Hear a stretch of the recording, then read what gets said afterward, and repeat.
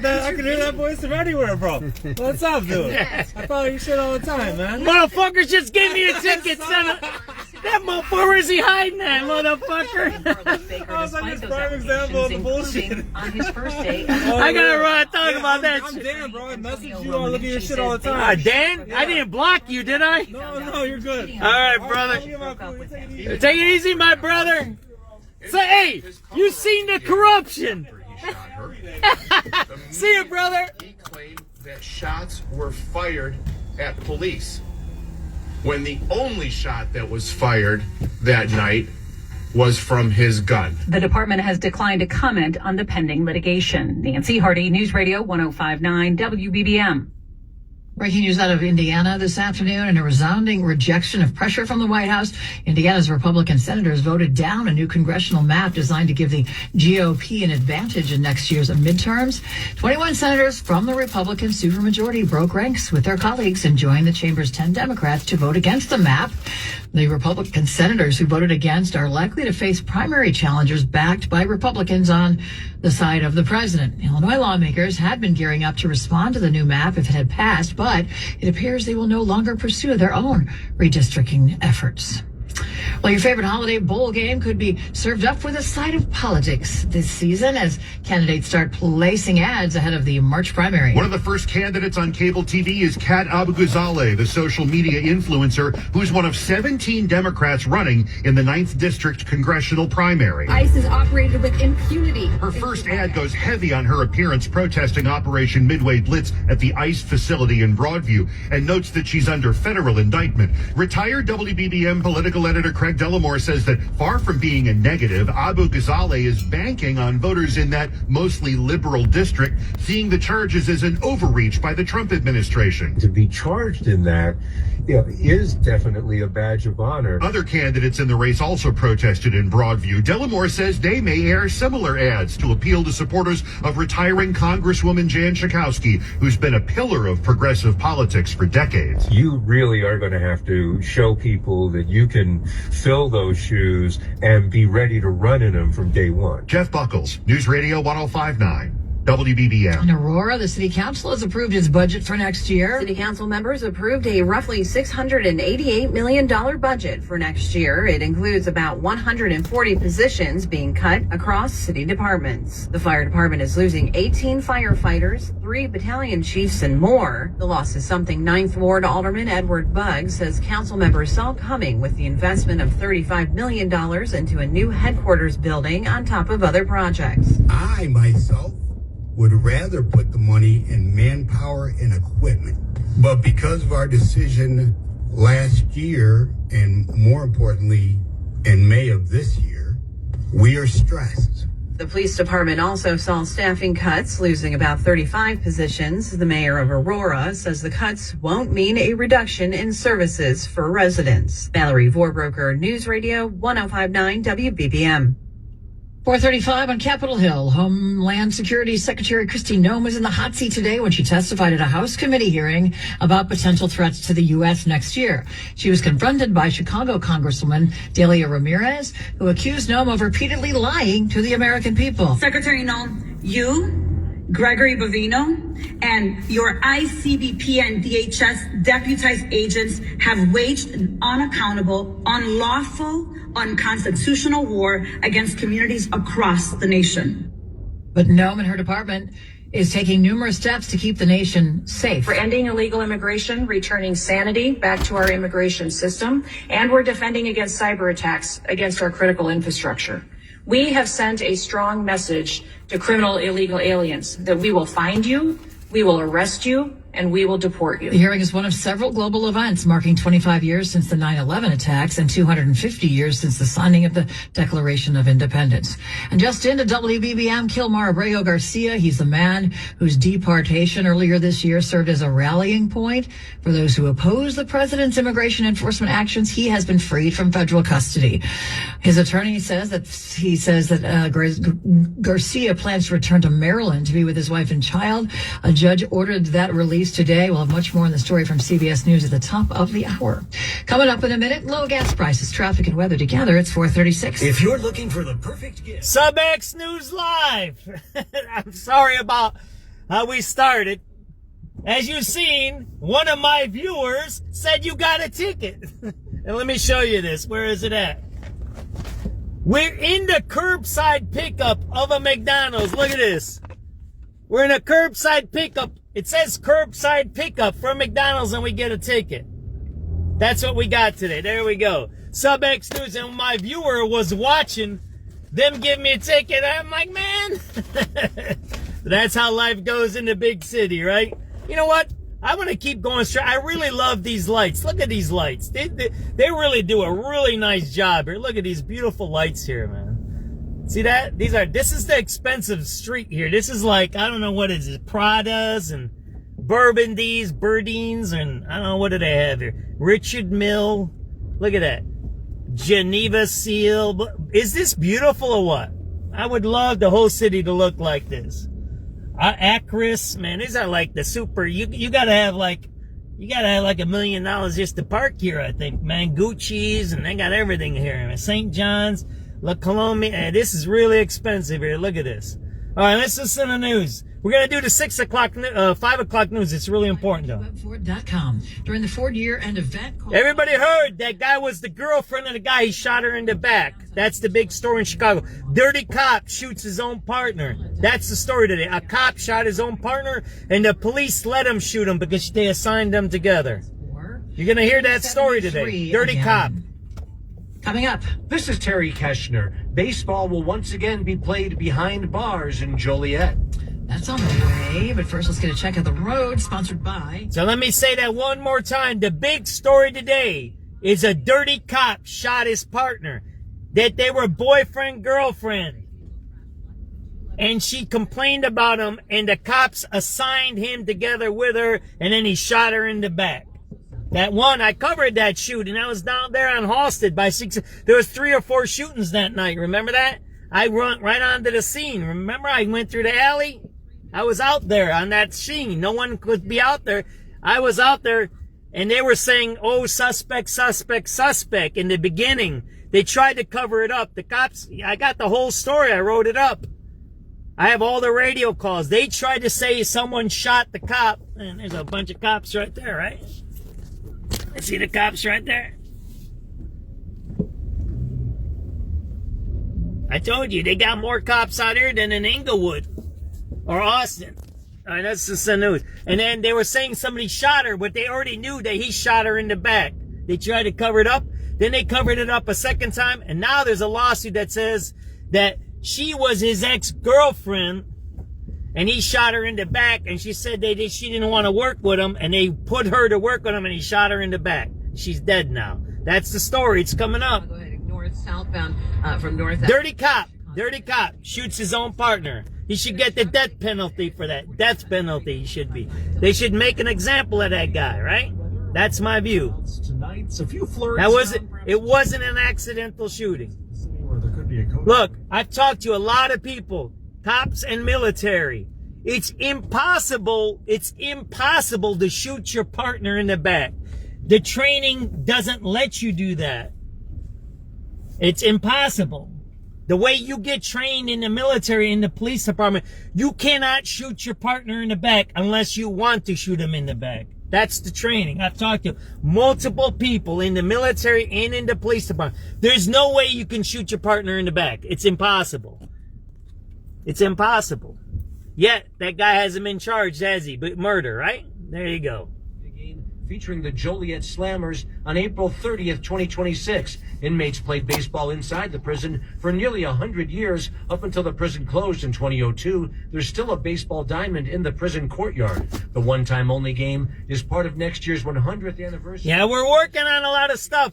Look, if you grew up in Chicago, you know what I'm talking about. That don't mean cops are bad. Just like teachers, just like city workers, just like politicians, just like anybody, there's good and bad. But we all know who grew up in Chicago. We know what's up here, man.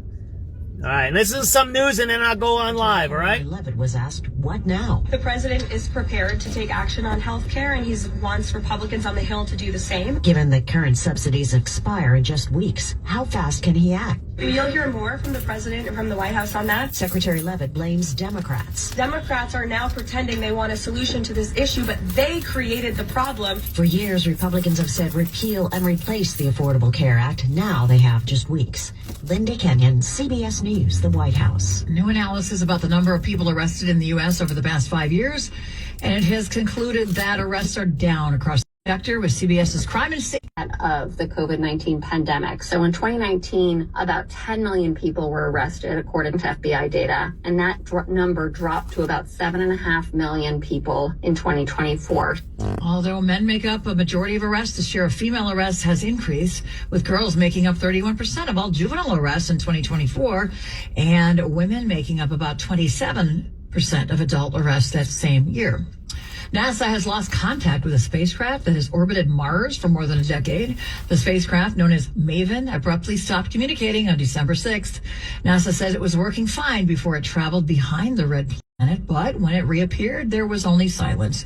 An investigation. It's 4:42. From the small shops in Pilsen to the skyscrapers of Wacker Drive, business is the heartbeat of the Chicago area. I'm Rob Hart. WBBM's New Business Hour is in the thick of it every weekday, covering the challenges, the innovators, and the smart spending hacks that benefit your bottom line. When you stay in the know, Chicago businesses grow. Chicago's news, traffic, weather, and business station, News Radio 105.9 WBBM. Staples presents an easy holiday. My holiday list was a mile long. Fa-la-la-la, boo-hoo-hoo. Staples made it easy with big savings on tech gifts. I'm listening. And I saved big on custom holiday cards, too. Plus, Staples has UPS shipping in store. Holy flying reindeer. Shop Staples today for 50% off custom cards, invites, wrapping paper, labels, stamps, and photo gifts. That was easy. In-store. So as we were talking about Chicago, I'm going to keep going out because it's important. The 5 o'clock news is going to be important. They're going to talk about her getting shot in the back. That don't mean police are bad. But we need to be cognizant of what happens in Chicago with corruption. And if you have a corrupt government, which we know Brandon Johnson's corrupt, then we need to be extremely careful about what we do when we're honest citizens. Because if he's corrupt, he'll do anything to stay in power. That means he'll ask corrupt people, whether they're corrupt cops, firefighters, government agents, streets and sand, corrupt county people, corrupt state people, even corrupt feds. There's corrupt federal officials to do his bidding. They might give you a ticket. They might give you a fine. They might slow down when you need an ambulance, whatever they do. And people say, you're so mean, John. No, I'm telling the truth. I'm telling the truth from a guy that's lived in this city for 55 years. Corruption's corruption. Ever since the Capone time, ever since the DuSable times, right? DuSable, right, came here, and it was corrupt here. There was all kinds of stuff here. So we need to always be careful how we do our work. SubX.News, that's the news a little bit. 26. For a limited time, when you're approved for a new company. Today, the corruption is going to be, we're going to look at all the migrant shelters. We spent all the money on these migrant shelters. Where did it go? And we're going to do a tour of the migrant shelters. Bank of America, proud to be the... That's what we're going to do. Think about it. All that money we spent. Why are all these migrant shelters shut down? I'm going to show you a bunch of them, okay? Today, that's what we're going to do. Himself, Chris Cunahan, is here to take your most pressing leave. Again, we spent billions of dollars just in the state. We paid all these places. I showed you the Holiday Inn out in Fort City. I showed you the Lakeshore Hotel yesterday in Hyde Park, Kenwood. It's closed. It's closed. The Inn of Chicago, where I start every day, it's closed. I can go right now. I'll show you this. These places, why did they get all these millions of dollars and they're still closed? It's strange, isn't it? And no one's done an audit. Not even the Republicans have checked where the money is. Why didn't the Republicans have yet? Why didn't they investigate where the money went? Well, maybe they got some of it, didn't they? To get this special radio offer, maybe some of the Republicans got some of that migrant money. Huh? Oh, you're mean. You're mean. I ain't mean, man. I'm just saying what's happening, man. Why hasn't there been an investigation of where all the migrant money went? Why not? Why not? Pull a fast one on police after stealing a BMW and crashing it on the highway. When police arrived on the scene, the man insisted he had been teleported into the wrecked car.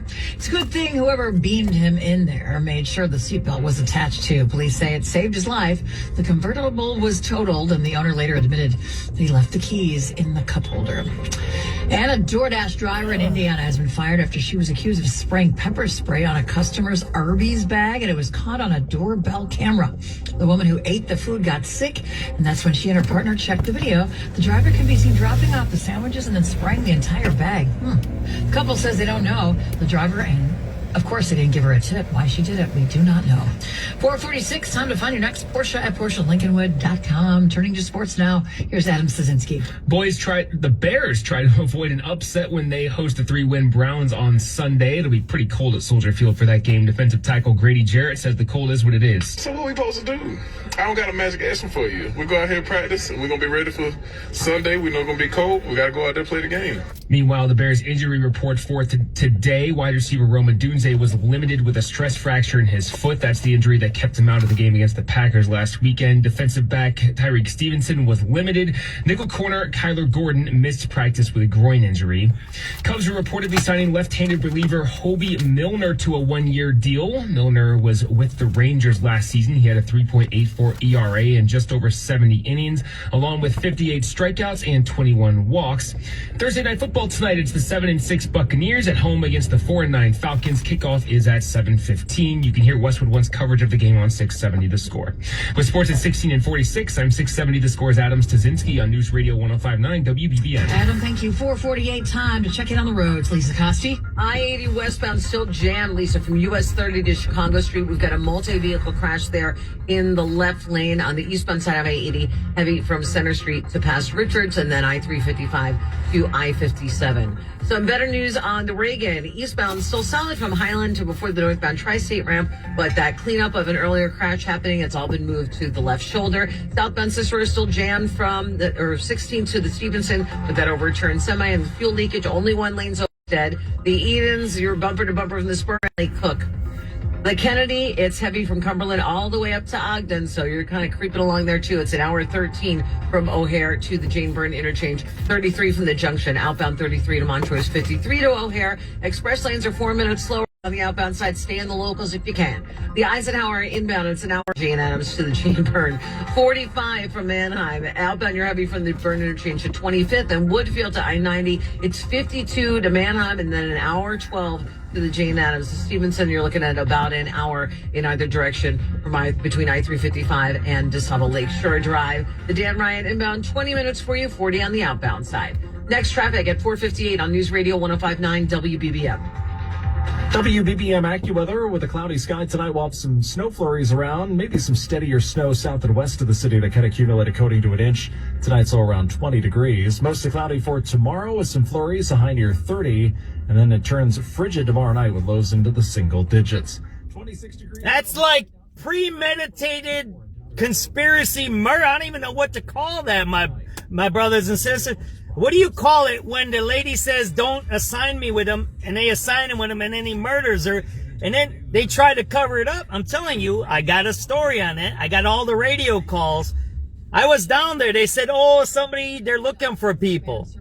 Yeah, they tried to blame it on people. The Illinois Department of Children and Family Services is investing $4.5 million to support 4 new beds in Lurie Children's inpatient psychiatric unit. The expansion of the unit will provide safety-focused, sensory-supportive design elements to meet the unique needs of young people with autism and intellectual and developmental disabilities. Lurie Children says the new beds address a critical shortage of resources for youth with these disabilities. Carolina Garibay, News Radio 105.9 WBBM.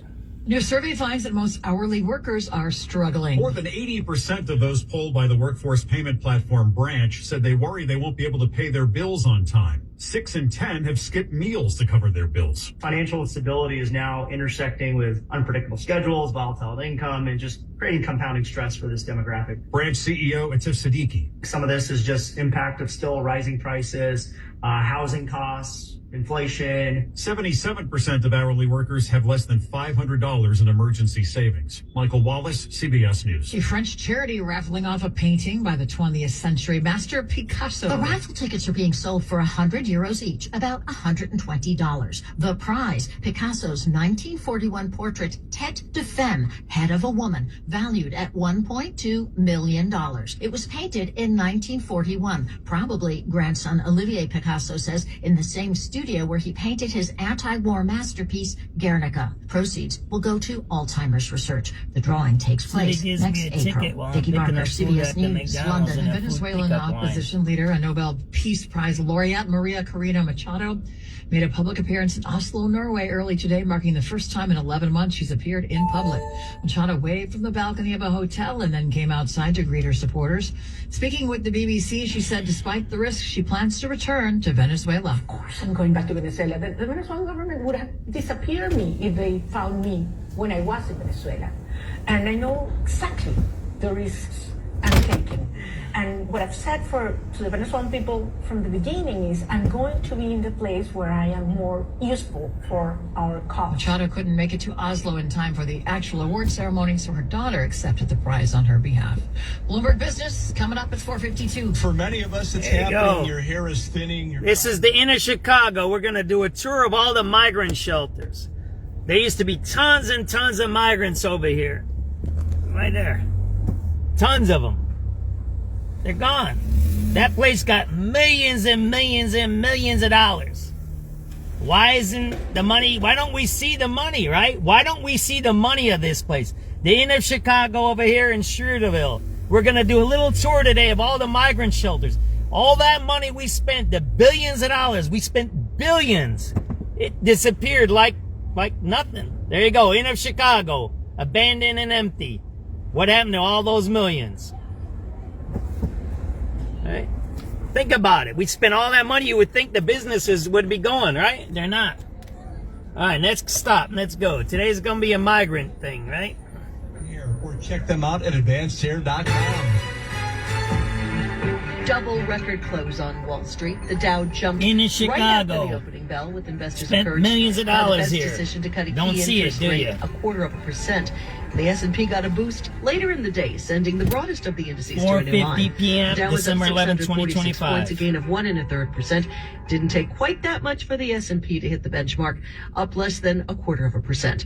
The markets hate uncertainty, and there's plenty of it where Oracle is concerned lately. The Nasdaq plunged early on over investors' worries about whether the company is spending too much money on artificial intelligence. The tech-heavy index fell 0.25%. Consumer Reports magazine is out with its list of the top auto brands of 2025. At the top, Subaru for the second year in a row, followed by BMW and Porsche in third. Tesla came in 10th, its highest score ever. Dead last at number 31, Jeep. With business at 23 and 53. From the Bloomberg Newsroom, Dario. Oh, man. My car is the most, worst dependable? Yeah, I'll testify to that. Yes. I just got it out of the shop. Yes, Jeeps are like the old Hardys of the 70s. They're kind of junky, but they're kind of good. They're kind of good and bad. You know what I mean? Whether your roof is going to make it through another Chicago Which one? One call What to do you, Rogers Roofing to schedule a free 20. Was 82nd and Cottage? The shooting? I thought it was by Halstead over there. Was it 82nd and Cottage? You might be right. That night, there was a couple of shootings. If you look up my videos, I had a live video from the shooting scene. I was actually in the alley there. And I was around there when they were chasing the guys, and I was there, I think, when they arrested them. I might have been there, I might not have. You got to double check my records. But I was out there live. I was at the scene. I was inside the shooting scene in the area there. I thought it was by Halstead. I don't know. Double check it. I might be wrong. You might correct it. It might have been on Cottage. You might be right. 82nd. You might be right. Sometimes I mix up the addresses and all of that stuff. So I appreciate you, Steve. But if you look, I was alive and I came through the alley up there. What's next to Cottage? The street east of Cottage, right? I was right up in that alley. I was right in the middle of all of that stuff. They said they were looking for suspects, if you remember that. In the beginning. Yeah, they were lying right away. And then they kept up the lie the next morning, and then they finally said, yeah, the partner shot her. for extended international use. Must reside in the U.S. and primary usage must occur on our network. Visit T-Mobile.com. This is the story of the one. As the purchasing manager at a manufacturing plant, she knows the only thing more important than having the right safety gear is having it there when you need it.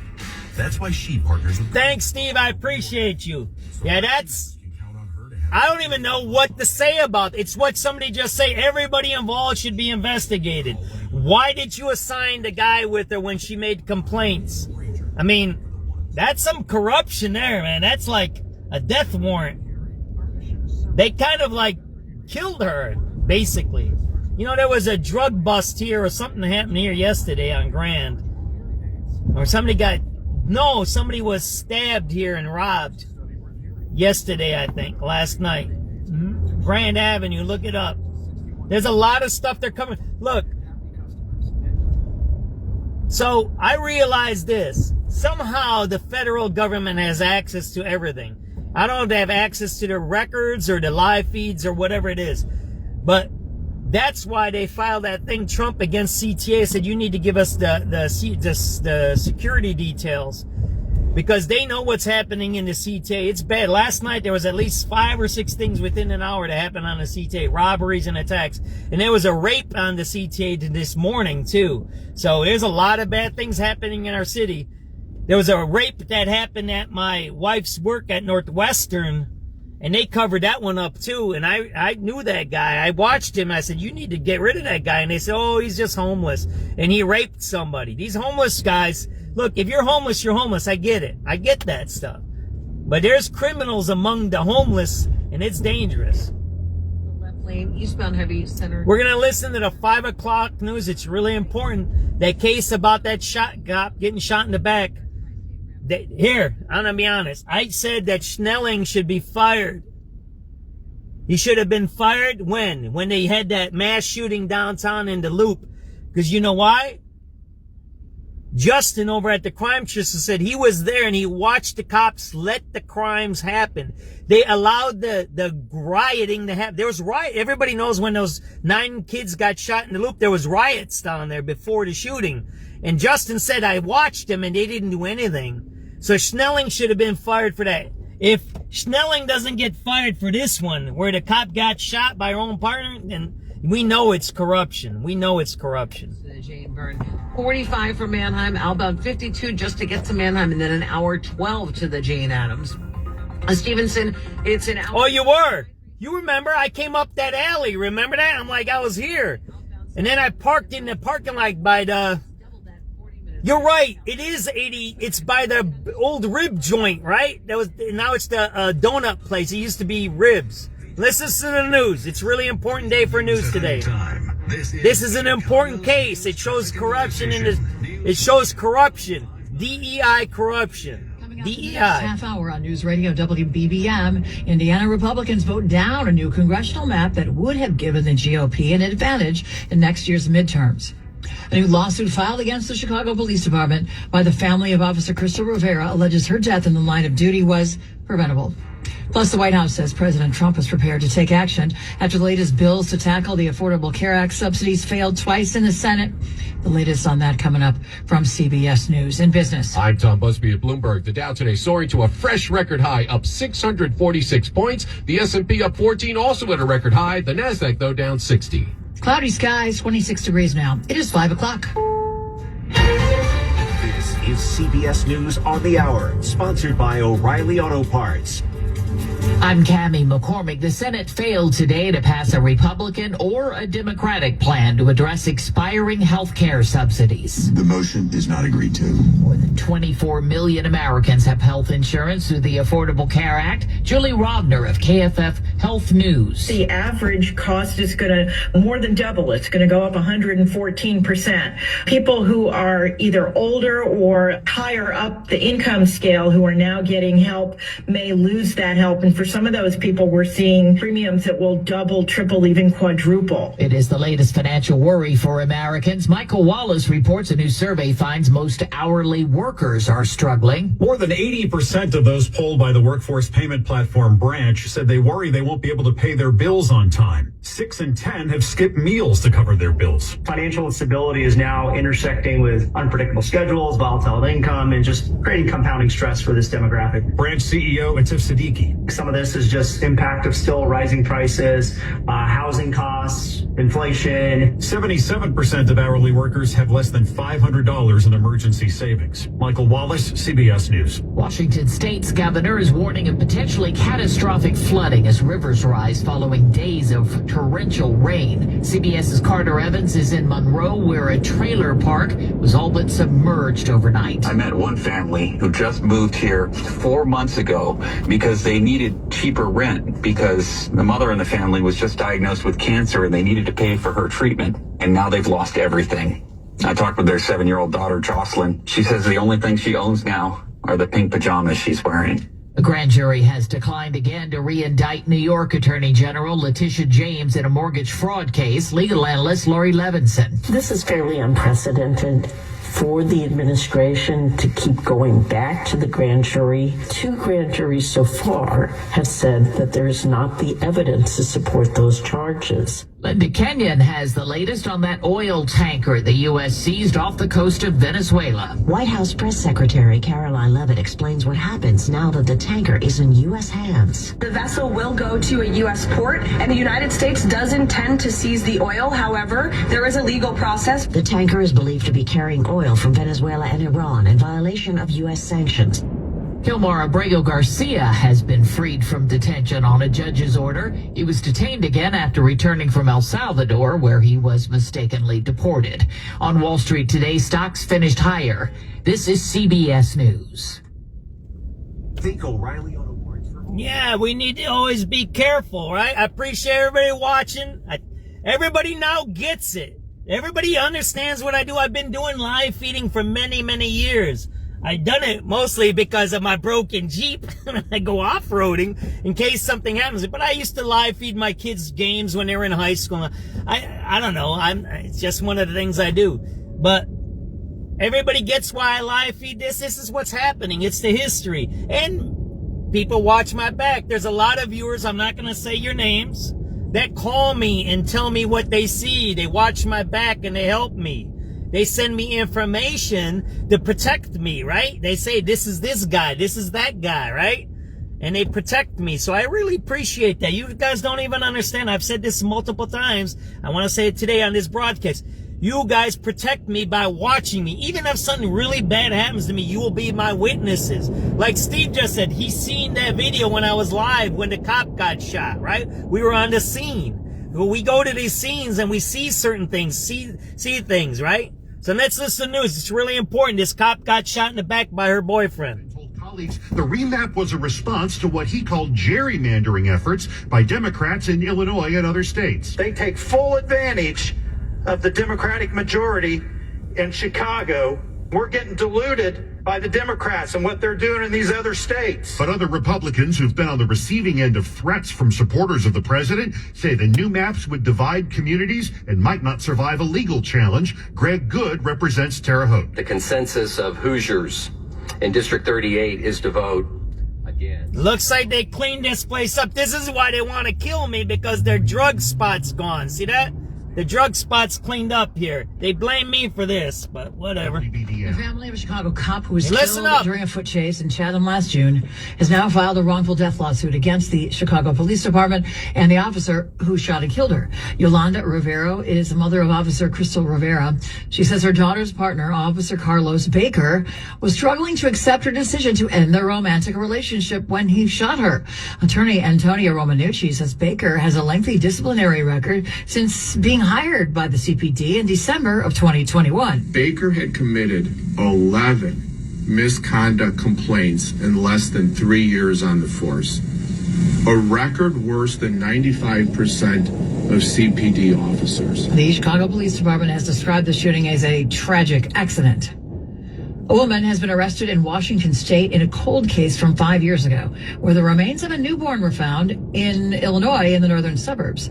WBBM's Nancy Hardy tells us she was expected back in a Lake County courtroom today. Natalie Schramm, who used to have the last name Borg, was arrested in Bellingham, Washington last week. Riverwoods police say the now 40-year-old has been charged with concealing a death, abuse of a corpse, and failure to report the death or disappearance of a child. Police launched an investigation back in May of 2020 after suspected human remains were found in a wooded area of Robinwood Lane. They later identified Schramm as the person who gave birth to the infant. She was released on bond after agreeing to waive extradition and turn herself in at the Lake County Courthouse today. Nancy Hardy, News Radio 105.9 WBBM. Some 100 children teamed up with some 70 Chicago police officers for a holiday shopping spree today at the Target at Clark and Roosevelt. Former Chicago Bears defense lineman Israel Adonijah is behind the annual Shop with a Cop event. They're learning about, hey, you have $100. This bike costs $99. If you buy this bike, you can't get anything else, right? And they work through that process, and it's just a really special opportunity for them to learn. Each child got a $100 gift card, which was donated by Target and the company Sweeteners Supply. Police in Vernon Hills looking to join other departments, including Oakbrook and Gurnee, and using automated drones to respond to incidences. The village trustees saw a presentation by Police Commander Andrew Gillespie. He said the department's current drone is not very useful. It's in a squad car operated by an officer. It takes time to set up, unlike what they're looking at getting. So what happens is the 911 call comes into the dispatch center. That information feeds into the drone software, and the pilot can just click a button and it deploys the drone from wherever it's at, and it automatically flies to the location. He said in places using the technology, drones beat officers to scenes more than 80% of the time. This is Police Chief Patrick Crease. I'm confident in the next 2 or 3 years, this is just going to be as standard as light bars on squad cars. He said the annual cost would be between $40,000 and $150,000, depending on the system.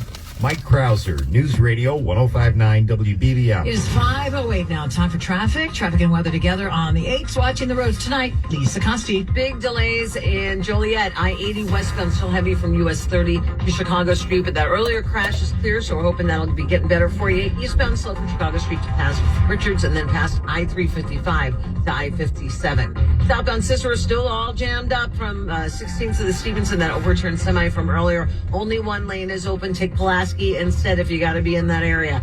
The Edens inbound is 54 minutes from Lake Cook to the junction. Outbound, you're headed Dempster to Old Orchard. It's 18 minutes. Kennedy inbound stop and go Cumberland all the way up to Ogden. It's an hour 18 now from O'Hare. 32 from the junction. Outbound heavy from the Vernon Interchange. So you guys heard it. They were boyfriend, girlfriend. She cut off the boyfriend. And in the other report, we'll hear it probably at 5:30, they were more detailed. They actually said, she said, I don't want to work with him. She made complaints about him on the job. Not only does he have complaints about his work, but there's also complaints from her about him. That's the, you'll hear on the 531 where it's more like local news. That's a bad case. And now we have to start thinking, what are these police administrators doing if they're not even protecting their own police officers? Here's the thing, what we have to start thinking about. If they don't protect their own police officers, are they protecting us? Are they? You know, one of my first crime scenes, I remember this, it was down in Roseland. I talk about this case a lot. My big one, it was 4 or 5 people shot. It was a mass shooting. There was people that were associated with the gang, and it's not the first time it happened, but that was the first time it was a big shooting. You know what one of the girls said there? And she was part of the gang. She says, you cops don't do nothing to protect anyone. You only come afterwards. You want to see this? Look, I'm pro law and order. You want to see that? What are those guys doing in that car there? What are they doing in the car there? Look at that. What are they doing? They're sitting inside the car on their phones. SubX.News, that's what you're watching. You're watching, what does it say? Transit detail. Look, they're not on the transit. What are they doing? They're in their car. They should be walking on, they should be on the platform, shouldn't they? They should be on the subway station. They should be walking around. Instead, they're sitting in that car. Car number 2451. They're just sitting there. Look at that. I'm not making this up. I love cops. We need cops. Look at that. They're sitting in their car. What are they doing there? Shooting their partner in the back? Is that what they're doing? Are you kidding me? Then you have riots downtown. Didn't we just have a riot downtown where a kid got shot, a 14-year-old? Come on, man. Let's wake up, everybody. Gas consumers of elevated gas supply prices, as well as aggressive utility rate hike campaigns targeting their wallets. The main driver of hardship for gas customers has been that Nicor Gas and Peoples Gas have been on a spending spree in recent years, and they've been hitting consumers with one rate hike after another. And he says Peoples Gas is gearing up for another rate hike in 2026. Chicago is in the middle of a heating affordability crisis. There are entire neighborhoods that are having a very difficult time. Both Peoples and Nicor Gas say they offer several programs for customers to manage energy costs. Mallory Vorbroker, News Radio 105.9 WBBM. DePaul University has been cleared to build a new athletic complex in Lincoln Park. The city council voted to approve DePaul's plan to build a $60 million basketball and athletics practice facility on its Lincoln Park campus. The project has gone through multiple iterations since it was first unveiled in 2023 and has been one of the most contentious projects in Lincoln Park in recent years. The complex, which will include basketball courts and a student-athlete recovery lounge, will replace some century-old historic Lincoln Park buildings in the 2300 block of North Sheffield Avenue. Carolina Garibay, News Radio 105.9 WBBM. The producers of a documentary about wrongful convictions tied to a former Chicago police detective are asking for the public's help. Filmmaker Adrian Rodriguez says they're raising money on Kickstarter to complete the film called To Catch a Case. We don't want to cut corners, right? We want to make sure that we're telling the story and doing the best production as possible. So, you know, the Kickstarter is really the next step for us to finish this film. We're hoping to finish raising the money for the end of the month. The film focuses on cases under former Chicago police detective Reynaldo Guevara and documents the long-term impact of police misconduct. And the British actor Sir Ian McKellen is coming to Chicago Shakespeare Theatre for a one-night-only performance in January. One night only is described as McKellen sharing his illustrious 60-year career and reprising some of his most iconic roles. The performance will be at Navy Pier, the Shakespeare Theatre at Navy Pier, on January 30th in the Yard. In addition to the public event, McKellen will present a free performance of the show to some 600 Chicago area students and teachers. A cold weekend on tap. The AccuWeather 5-day forecast is next. It's 5:13.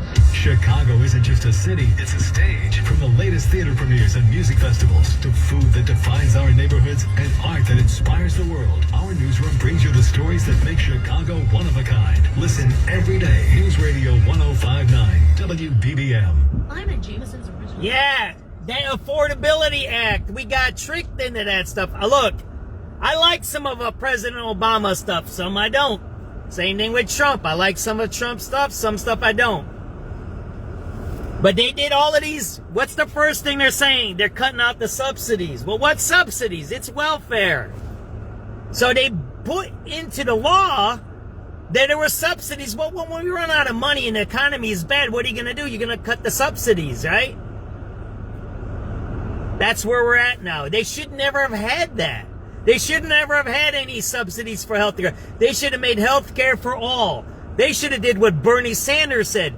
They should make a government health care. You get insurance through the government, and that's it. And you can go to any hospital, any VA, any Cook County, any state hospital. That's how they should have did, like the Army does. The Army gets insurance, and they can go to any hospital.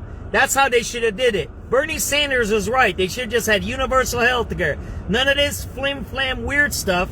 And now we're all going to lose our health care, right? Because of that stuff. Because they did some weird stuff. We need to look at that stuff. Why that law was passed that way. Introducing a new 2-in-1 approach to level up your game.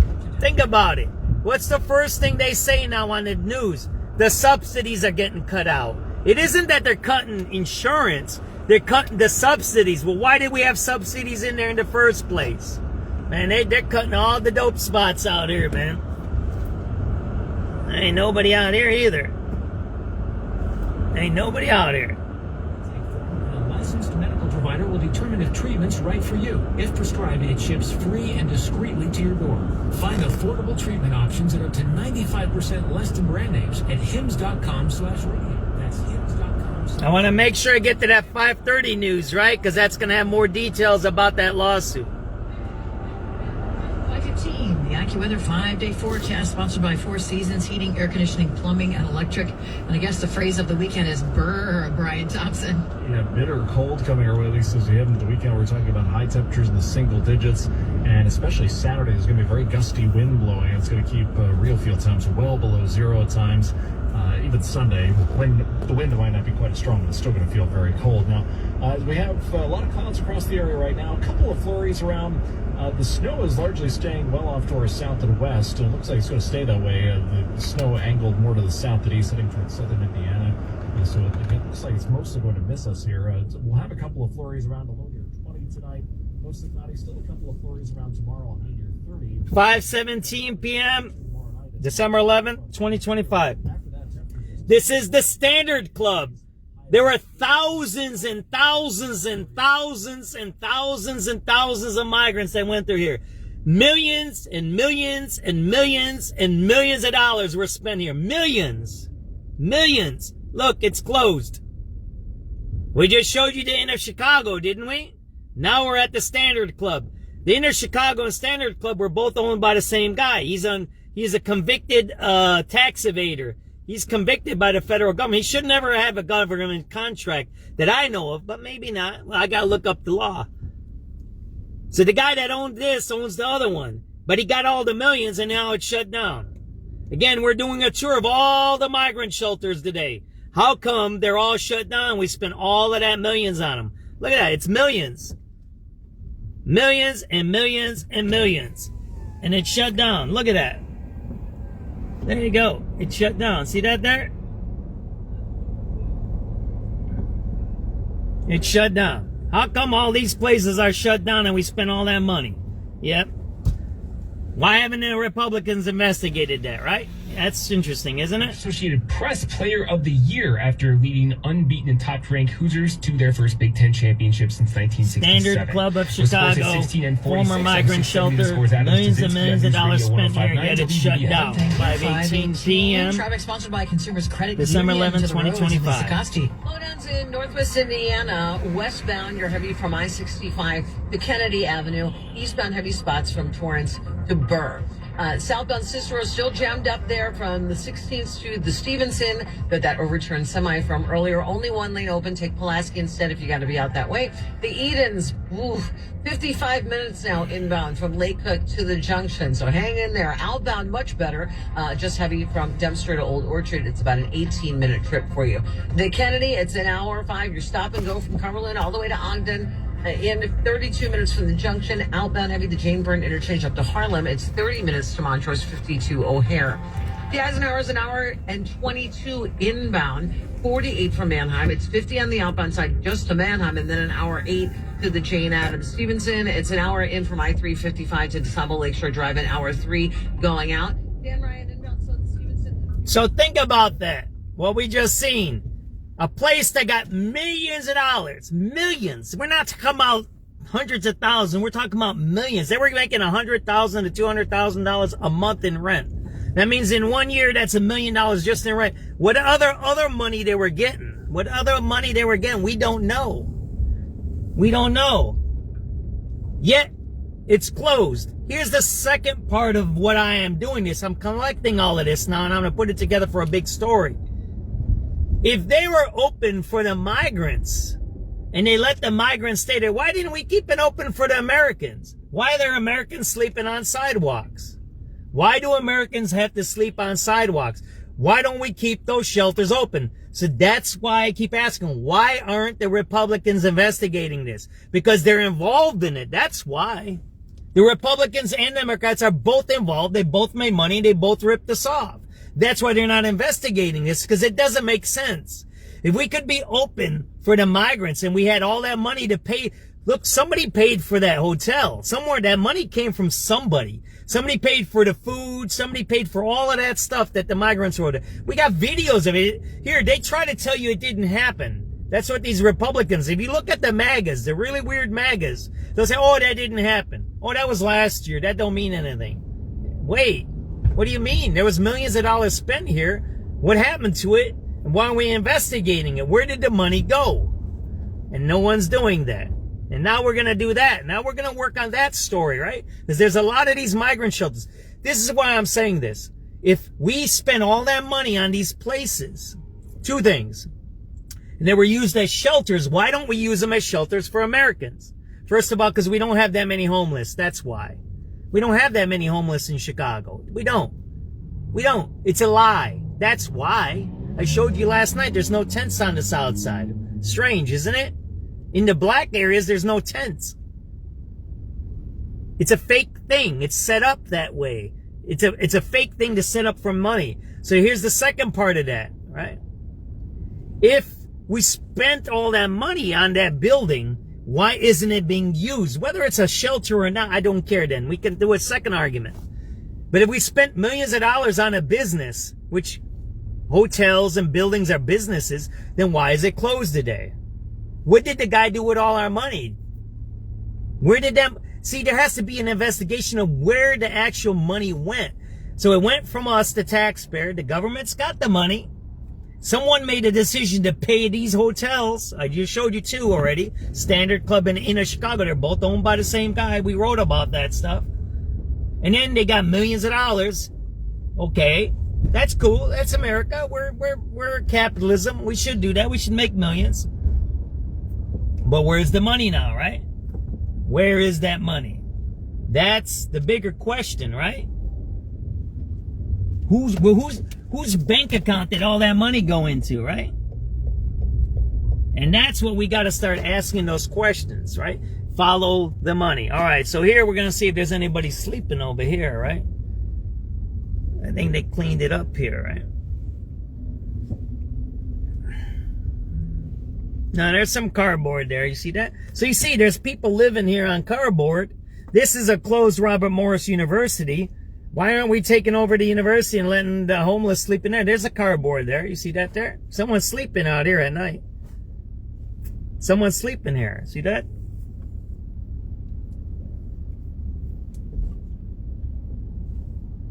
Why is this guy sleeping outside? Why aren't they sleeping inside this abandoned building, which is a university, which the city should take over? Or why ain't he sleeping at the... Here, there's a guy right there. He's right here. Look. He's right there. See him? That's his bed right there, the cardboard. See that there? So why don't these guys have places to sleep?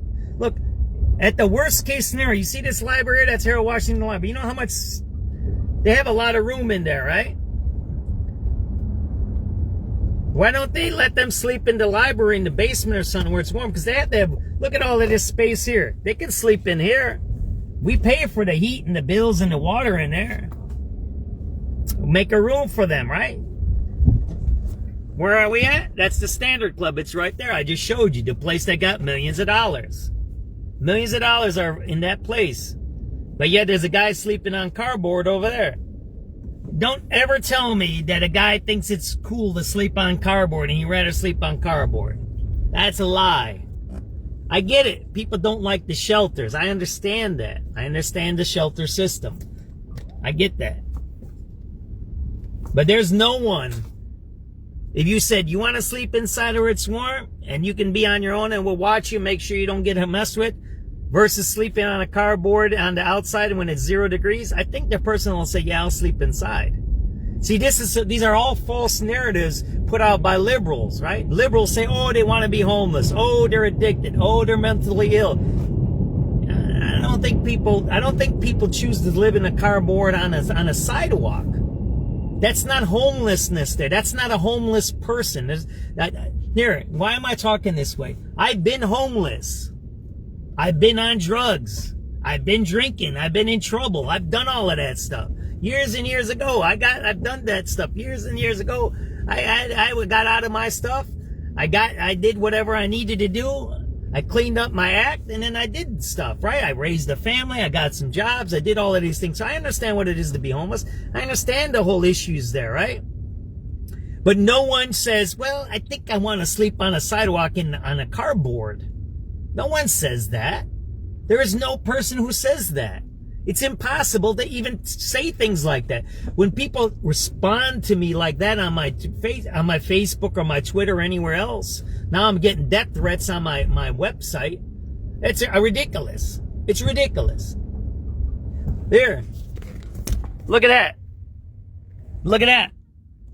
Look at that. Look at all these buildings. Look at all that space, and why they can't leave the homeless sleep in that lobby there. You know they have cleaning people. Look at that in there. Look at all that space in there. Homeless can just sleep there. You just cordon off an area there. Let them sleep over there. It ain't no big deal. They're just gonna sleep. Give them a toilet. Maybe do a portable shower in there, and that's it.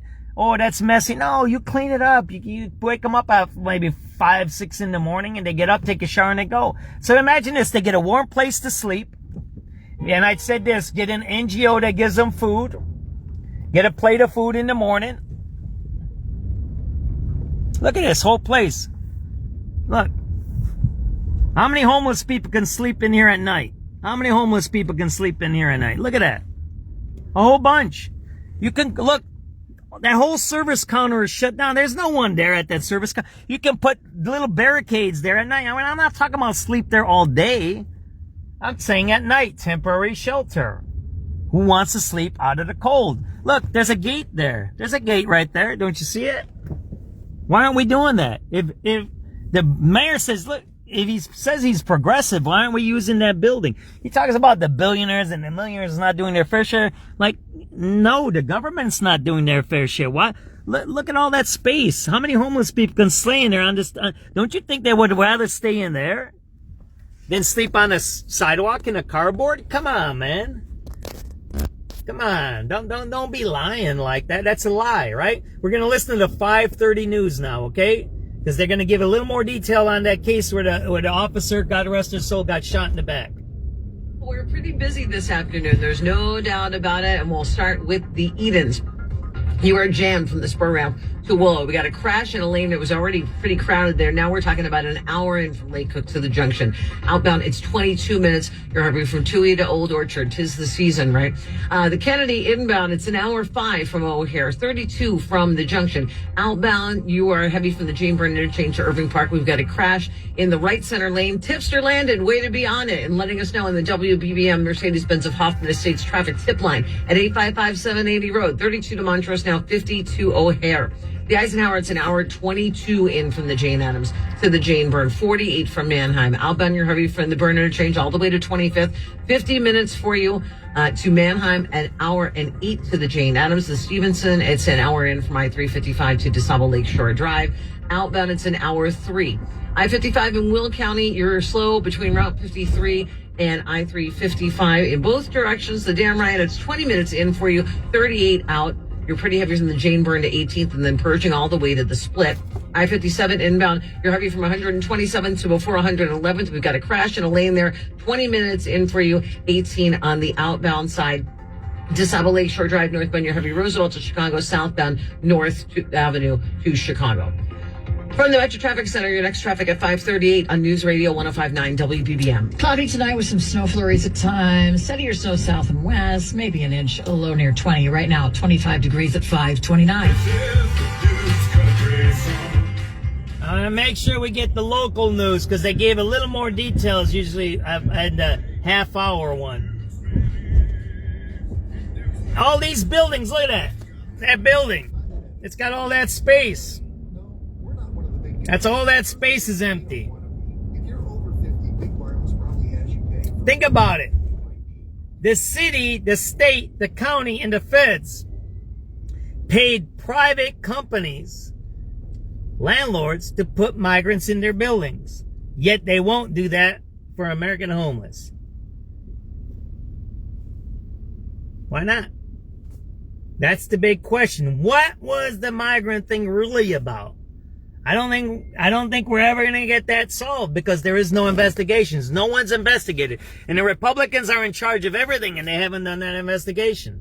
Thanks for joining us. I'm Lisa Fielding. Here are the top stories on News Radio WBBM. This is Nancy Hardy. CPD failed to protect Crystal. The mother of a Chicago cop shot and killed by her partner accuses the Department of Negligence in a lawsuit. There's a new push to give Chicago police more tools to head off those so-called teen takeovers. I'm political editor Jeff Buckles at City Hall with the latest proposal to change curfew laws. Indiana Republicans resoundingly vote to reject a new congressional map that would have given their party an edge in next year's midterms.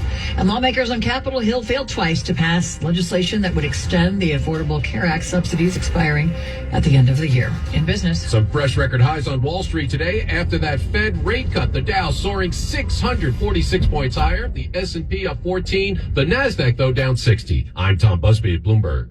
Right now, we've got cloudy skies, 25 degrees. The news continues at 5:31, sponsored by Lou Malnati's Deep Dish Pizza. Topping our news this half hour, the family of Officer Crystal Rivera is accusing the Chicago Police Department of negligence. This is after she was shot and killed by her partner during a police chase this summer.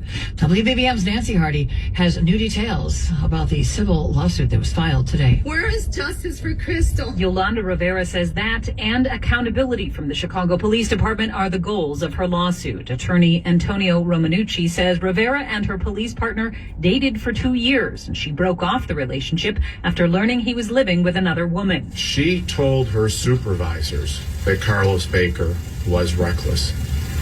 That's why I can tell you with confidence the Chicago Police Department knew.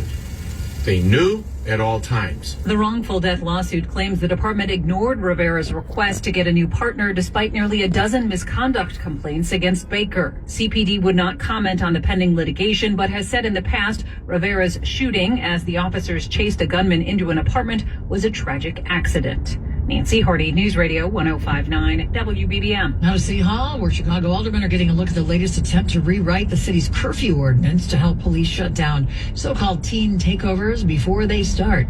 Here's WBBM political editor Jeff Buckles. Downtown Alderman Brian Hopkins' previous idea would have let police call a curfew in a specific area with 30 minutes notice. This time, that's out. The general belief was that just wasn't enough time for notification. Now he's proposing giving police the ability to call a curfew with 12 hours notice.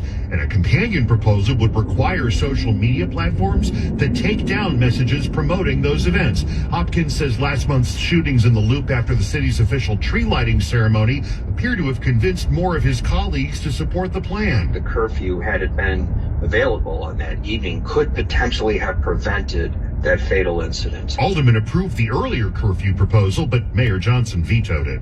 We're at City Hall. Jeff Buckles, News Radio 105.9 WBBM. And Mayor's office says, in part, they're reviewing the proposal and that they appreciate the alderman's commitment to looking for strategies to continue to bring down violent crime.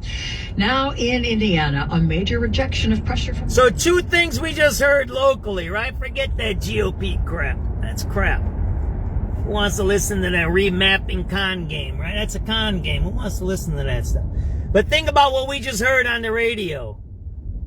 I messed up. I should have kept going on Lake Street. I messed up. Sorry. I got to go around in a circle. What did we just hear? 2 cases. The Crystal Rivera said, that guy is dangerous. I don't want to work with him. We broke up as boyfriend, girlfriend. And then he killed her and they covered it up. What about the curfew? Everybody said, Brandon Johnson, we need a curfew. We need a curfew. He vetoed the curfew, and then a kid got murdered. See, that family of that 14-year-old, whatever happened, they should sue Brandon Johnson. We just heard those 2 stories. One lady is dead because the cops ignored her. The second story, the kid, the 14-year-old kid, I think his name was Amari, right? I think his name is Amari. I don't know everything. I can't remember everything. But that 14-year-old kid should be alive. If there was a curfew, he might be alive today. Instead, what? They just said it. Brandon Johnson vetoed the curfew law. That kid should be alive, just like Crystal Rivera. Imagine that. We have a government that doesn't keep its citizens safe. That's some dangerous stuff, man. That's really dangerous. Also argued it would instead prolong the disaster. Mr. President, Obamacare has failed so badly that Democrats continue to use taxpayer dollars to try to hide the failures. But the Senate also rejected a GOP proposal to create new health savings accounts. After that, January 1st is coming. Republicans are responsible for what happens next. This is their crisis now, and they're going to have to answer for it. While at the White House, the president is working with his healthcare policy team here at the White House, as well as Republicans on Capitol Hill, to find a solution. Sagar Meghani, Washington. In health news, some doctors say the upcoming flu season could be a rough one. Infectious disease expert Dr. Mark Allendieri says the biggest challenge this flu season isn't just the number of cases, it's the strain itself. A new variant emerged after this year's vaccine was formulated. The virus H3N2 that's circulating right now is not well protected by the current vaccine. Derry says this mismatch is why doctors expect a tougher season nationwide. Courtney P. for CBS News, New Orleans. Coming up in a minute, low gas prices. Another look at your traffic and weather next. Now through January 5th. I'm trying to figure these things out because I think that was this. Did you see at 5:30 they said more details? She was the boyfriend. They were boyfriend, girlfriend. She said I don't want to be with him, and they put her with him, and then he killed her. There is no accident. He killed her. They should charge everyone involved with murder. Think about this. They sue our city when a dope dealer gets shot. They paid dope dealers a dope dealer just got $17 million. A dope dealer just got $17 million for being shot.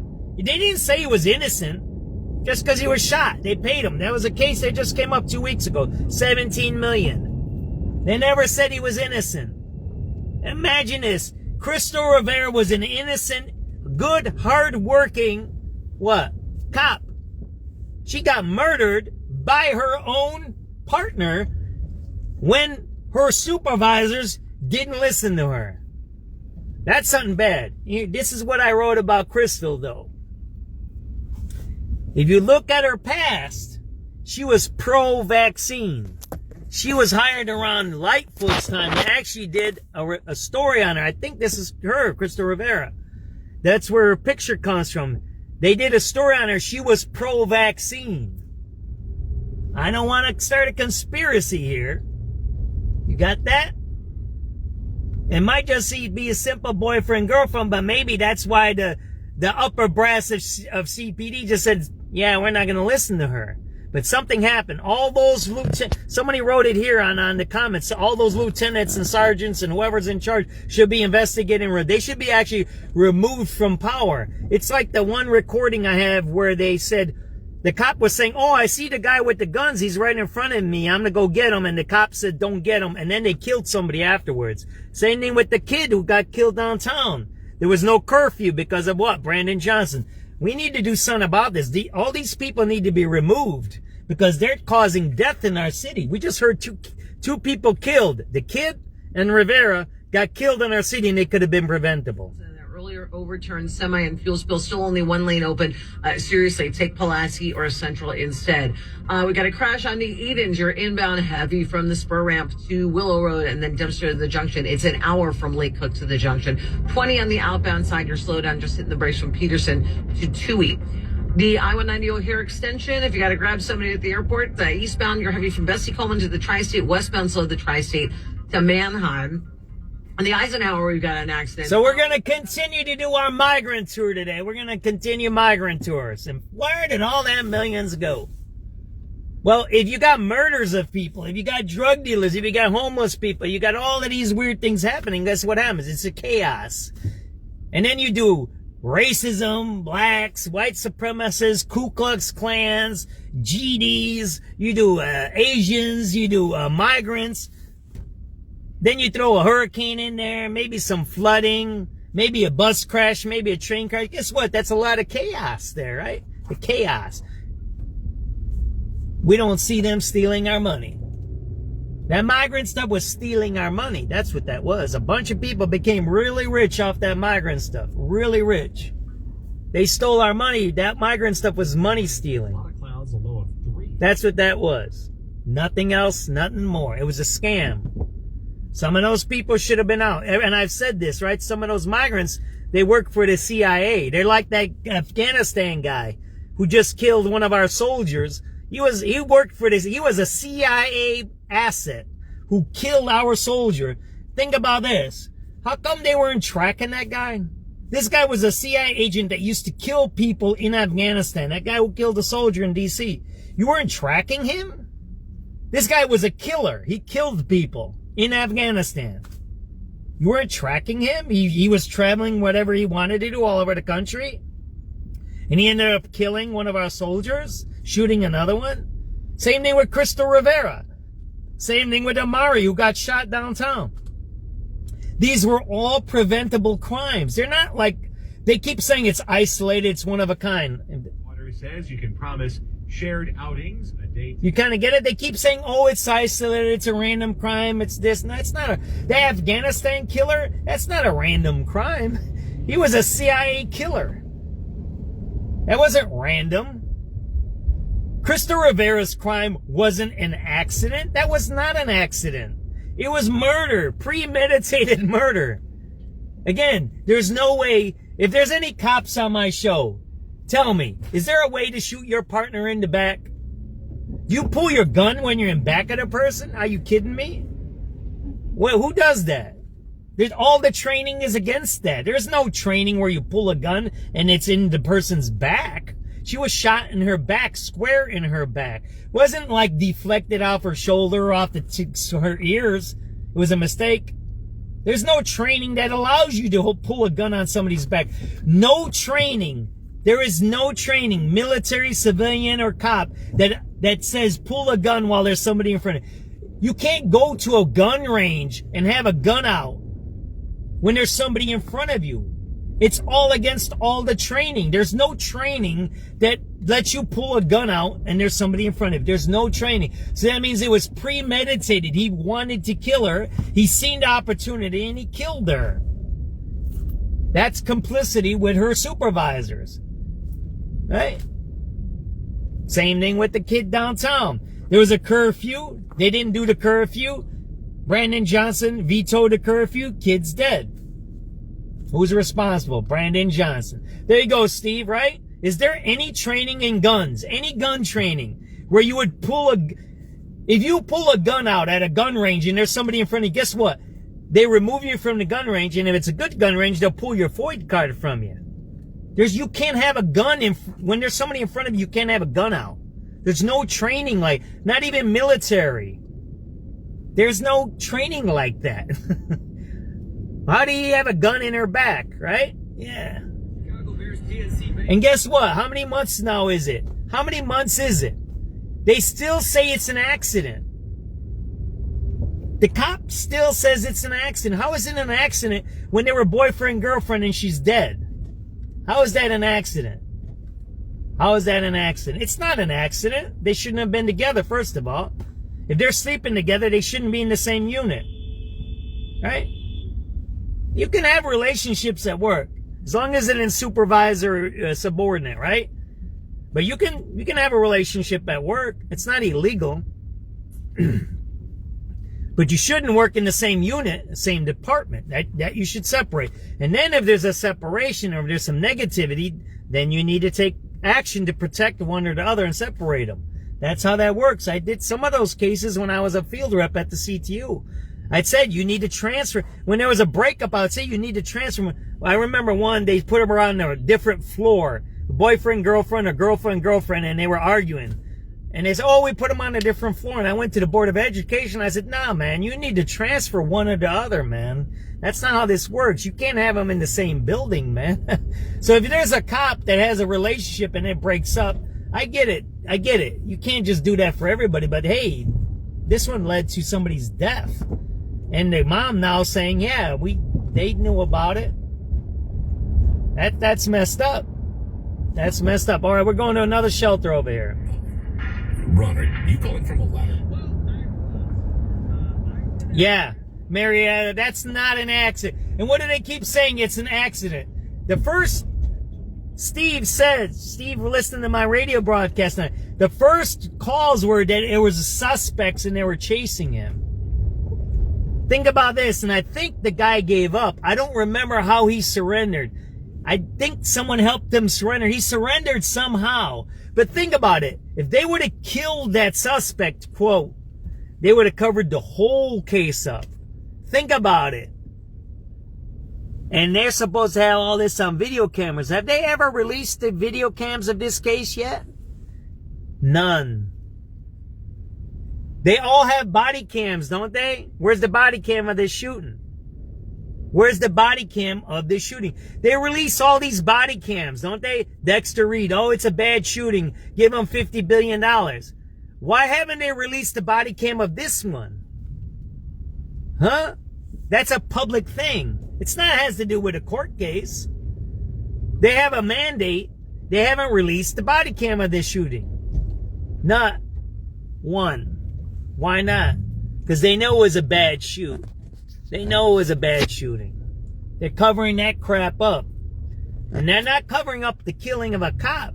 They're covering up the corruption that's inside of the police department. And the corruption, it's political DEI corruption. And I don't mean that it's racism. DEI means they hired political people rather than people who wanted to be cops. And they're protecting the politics rather than doing their job as cops and protecting us as citizens, right? There was a lady that was raped today on the CTA. There was a lady that was raped at Northwestern Hospital by a homeless guy that there was 50 arrests on him. We just put that story up today. 50 arrests. 50. By a homeless psychotic criminal. There you go. You know it, Steve. Left-handed reliever Kobe Milner. They're covering all this shit up. Why? Because this is what's going to happen. They're creating crime. They're creating chaos. When you have chaos, you can do whatever you want, right? And steal money, hire your buddies, whatever you want. That's one part of chaos, corruption, right? But the second part of chaos and the more dangerous part of it, and we have to be careful of this, is this is what happened out of 9/11. And this is why there's so many conspiracy theories about 9/11. When you have a bad thing that happens, the government reacts. And then they do what? They take away our rights. Remember when 9/11 happened? Before 9/11, we didn't have to get searched to go on a plane. Remember those days? I used to fly all the time. I used to fly once a week.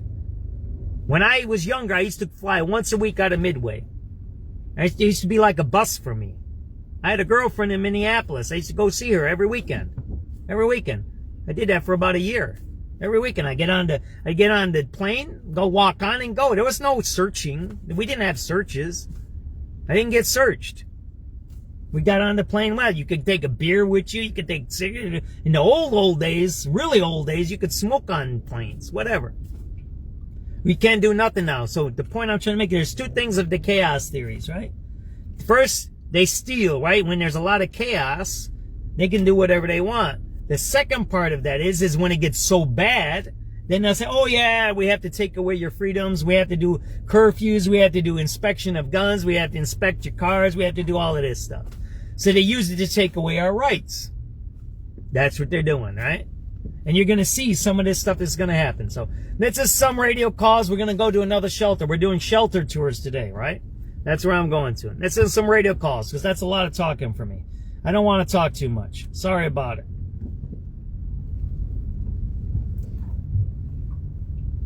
Hey, 01 Sam. Sorry, 01 Sam. Hey, what's that bill again over there? I got a question. Sorry, yes.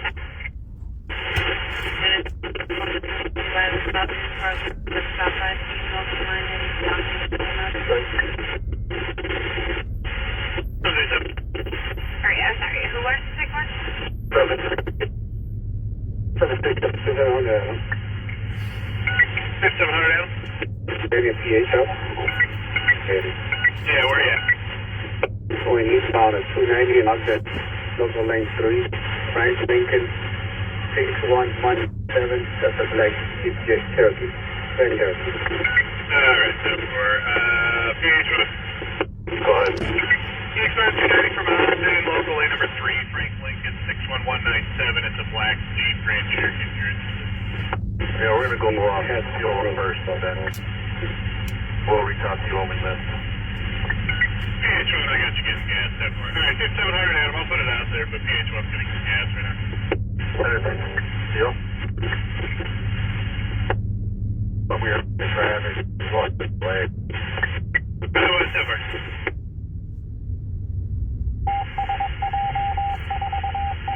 One 391, David. 391, David. I'm over here at the roads on the red. Can you run a deal for me? Yeah, go ahead. Rank 540765722247. 7383 Fort Landing. Alright, over.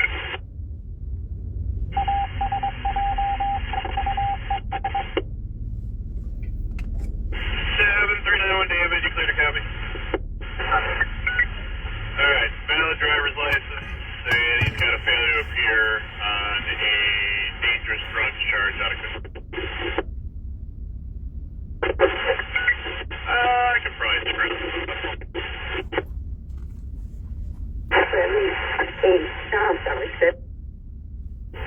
2.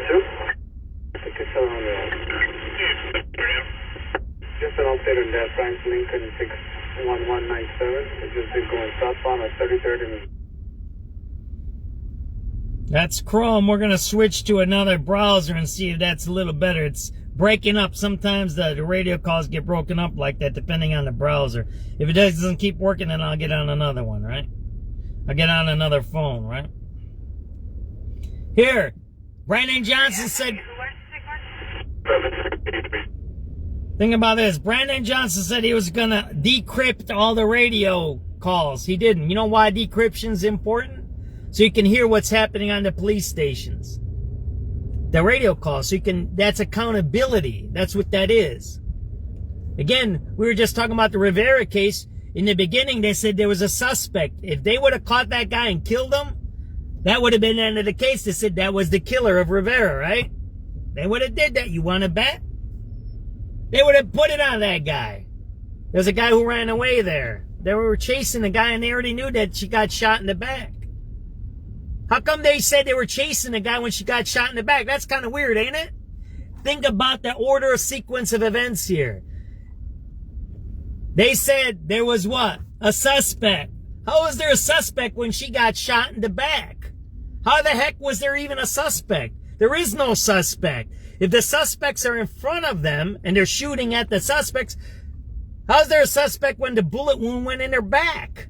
And then they were chasing the guy. Why is they going to kill the guy and they were going to frame that dude?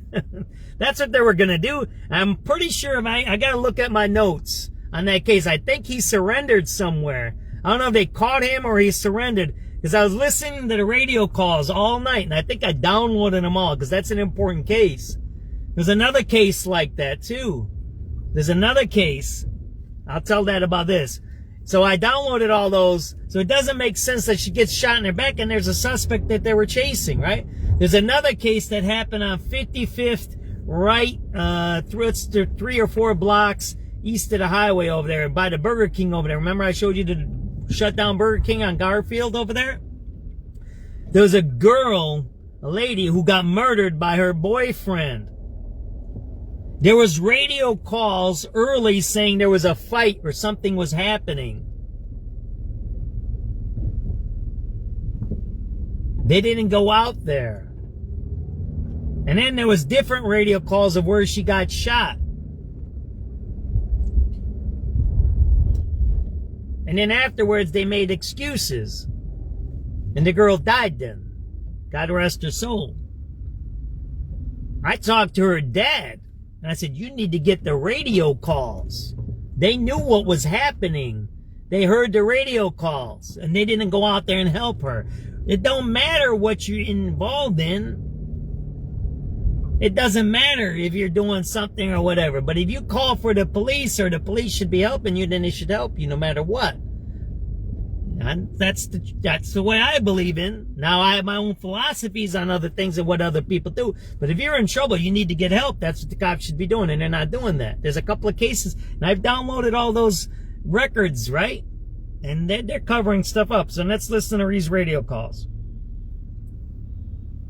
7391 3 boy. It sounds better now. 7 boy. Let's go get sample for lunch. Taylor and Clinton. Yes, 0. Take this over there. Just an update on that Frank Lincoln 61197. It just is going southbound on 33rd and Van Line. Lane number 2. Lane 2, southbound the day and right at 33rd. 10-4. Charlie 1? Yeah, we copy. We're heading out. 10-4.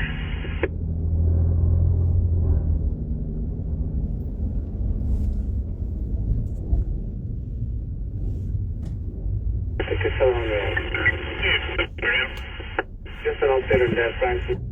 1 David. 7391 David, go ahead. But, any luck? Yes, sorry. You have 171 in round. So far, thank you. We're going to be over here, 1151 South Street. Alright, so. 7380, ready? 73 ready? Can we get lunch at 13th and Wabash? Yep, that is 09206. Report. Citizen City Wise, I'm definitely progress at the office. Noise West Street, 7th Street, no Hudson Price, still in one, all that room. Message is office. 01 Sam. 01 Sam. Hey, what's that bill again over there? I got a question. 312-746-9881. That's what I'll call now.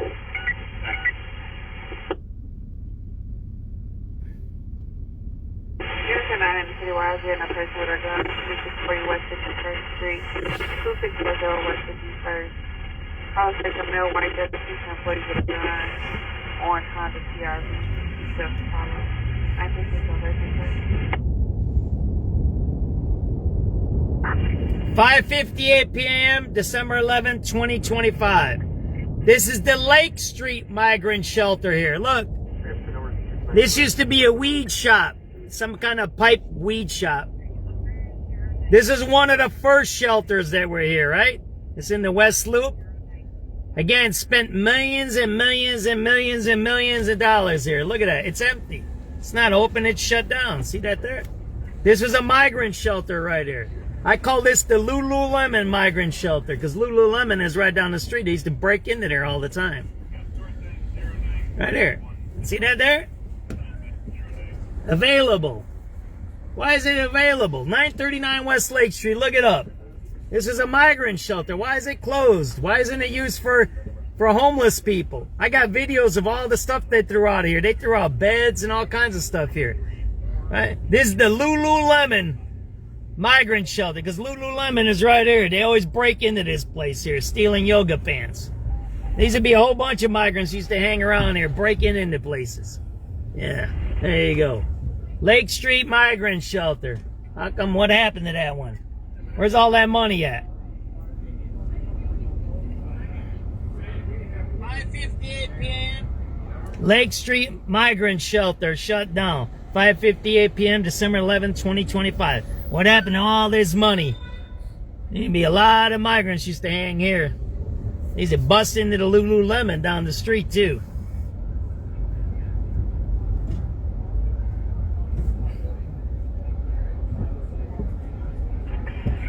Yeah, that's 09359 09361.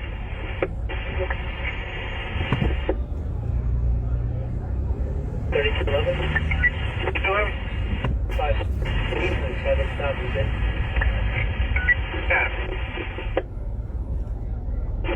7338. 730. Lunch 13th Michigan. Alright, 09319.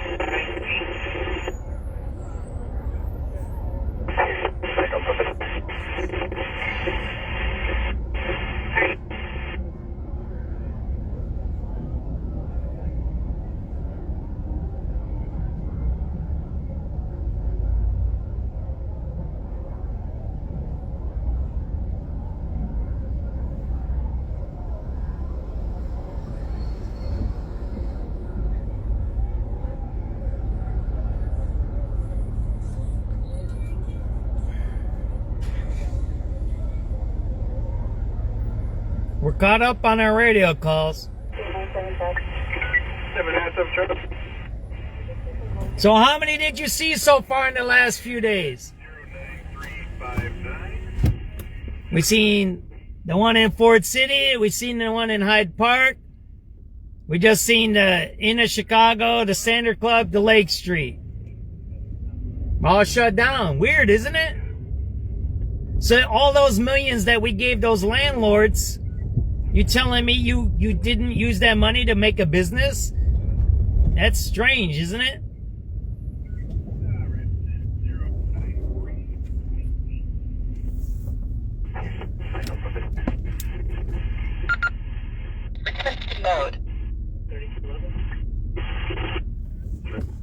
I'm gonna listen to the live radio and see if it's snap, crackle, and popping.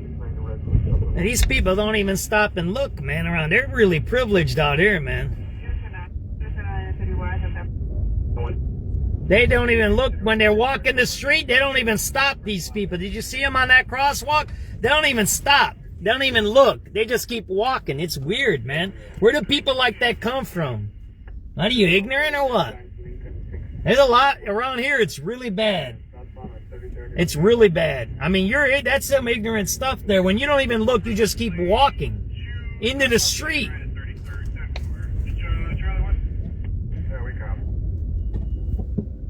I'm gonna listen to the live radio and see how bad it is. Frequency mode. And see if it's scratchy, right? And see if it's the internet or if it's the radio. So here, think about this. I stop, right? Whatever. But if you're walking, don't you stop, look, and listen? Isn't that what we were taught? Where are these people, like, where are they coming from? Like Mars, or where are they coming from?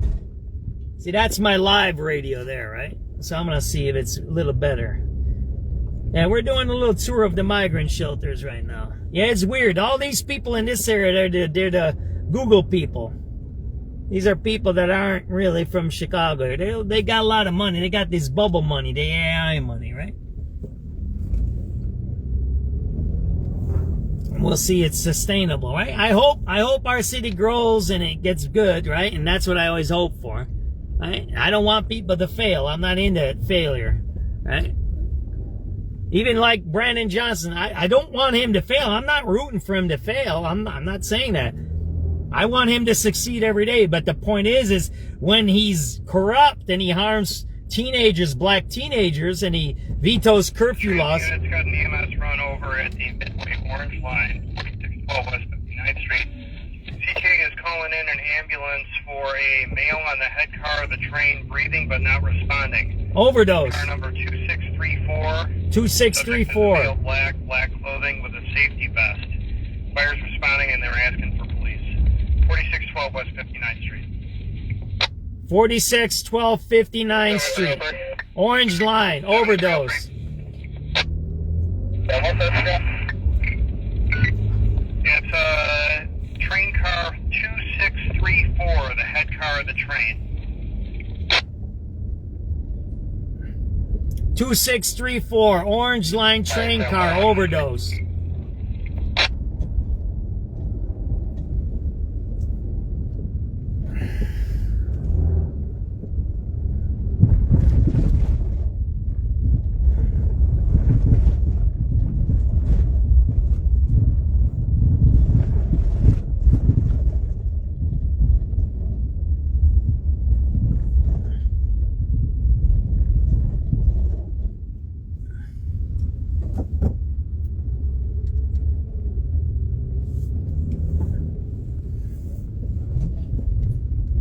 Show you the next spot, right?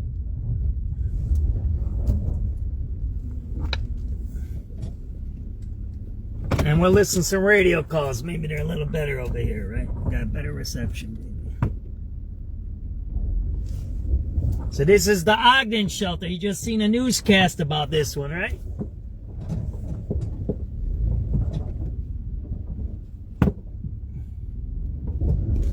Right there. There used to be a whole bunch of them. Right there. Right? There used to be a whole bunch of stuff going on at that place.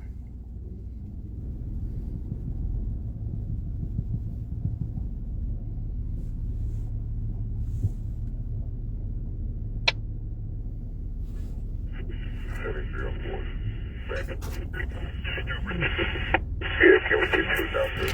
495 red, one north, one south. Yep, north end 09310, south end 0912. 3 David. 738 David. So I can get two of the numbers, please. West end, one turn south. Yeah, 09334, 09335. Simple, thanks. Putting in this in Lurie, I got a criminal trespass in progress at BT.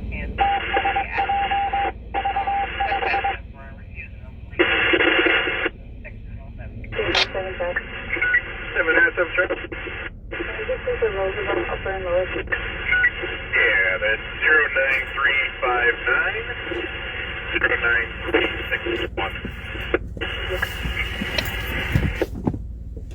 That's the Ogden shelter in front of you.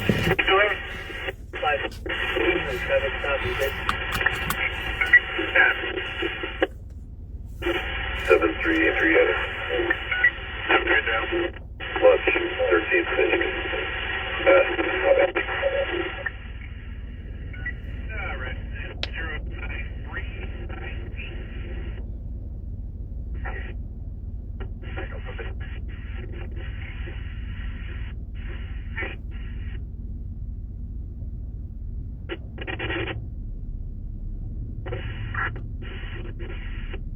4735.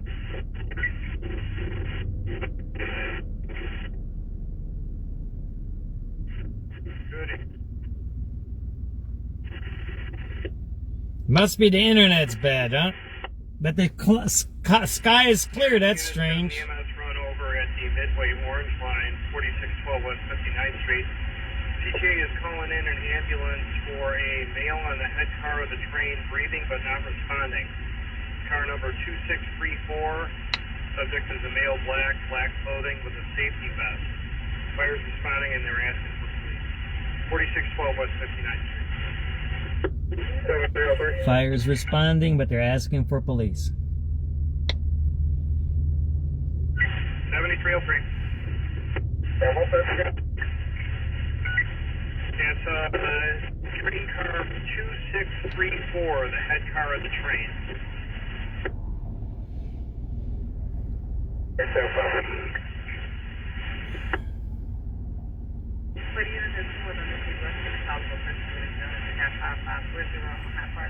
Apartment 505, regarding exit.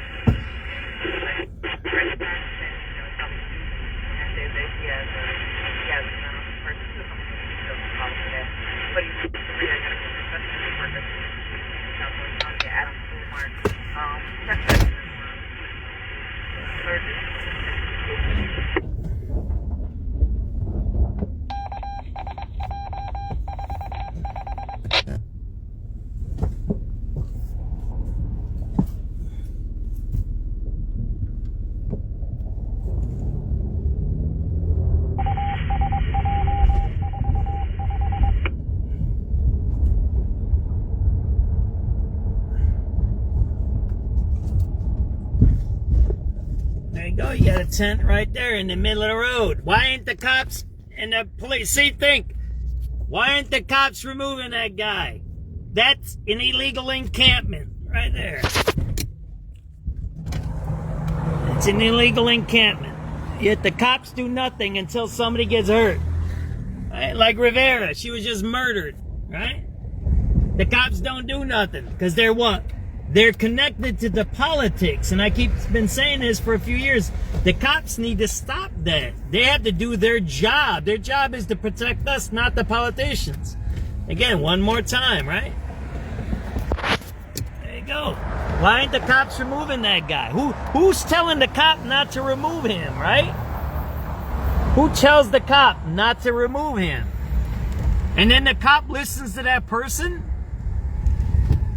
We just had a cop just got murdered. That's a murder case, man. That ain't an accident. And then they're covering it up.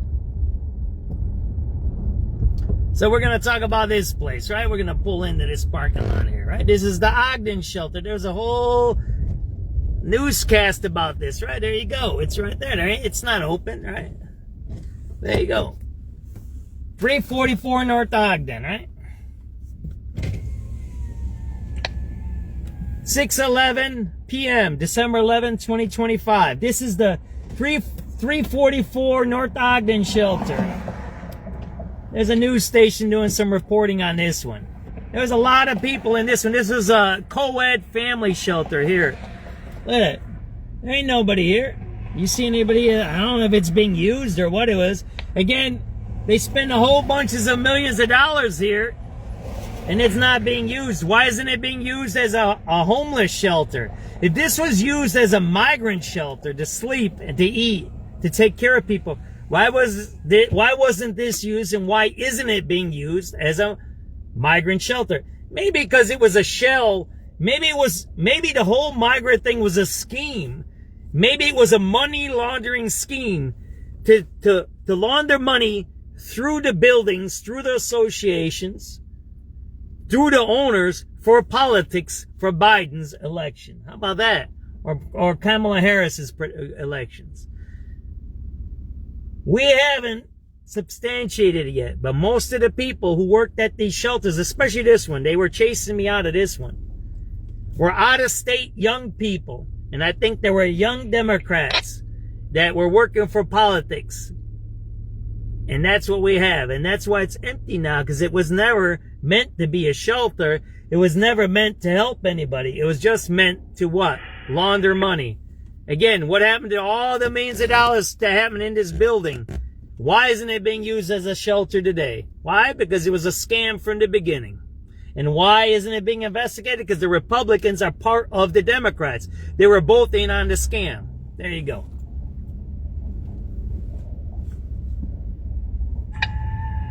(6:11 p.m.)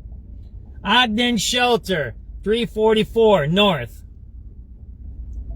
Ogden, former migrant shelter. Same story here. Shut down building, millions of dollars spent here. Not being used to house homeless Americans. This is politically connected building. We know that. And there's a lot of gentrification going on around here.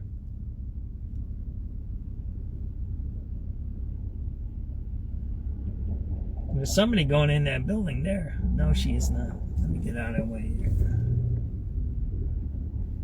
No, there's a lady that got out of her car. I thought she was going into the building. No, she's not.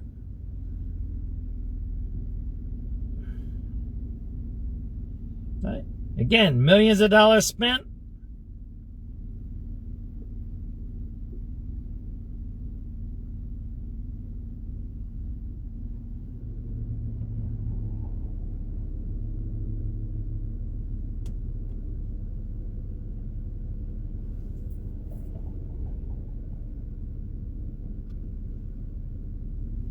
(6:11 p.m. December 11, 2025).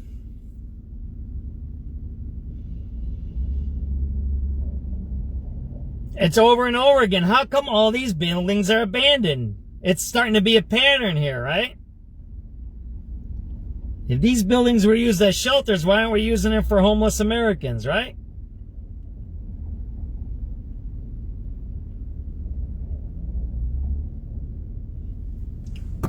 This is not, you're what? This is live. I'm not making this stuff up. Again, I thought the lady was coming in here to work. There's a lady that got out of a car here. And there's a lot of stuff. A guy raped his child here. There's our child rapist living in here. A migrant child rapist. He raped his child. This is a bad shelter here. They had a lot of bad stuff happen. Stabbings and stuff. Right.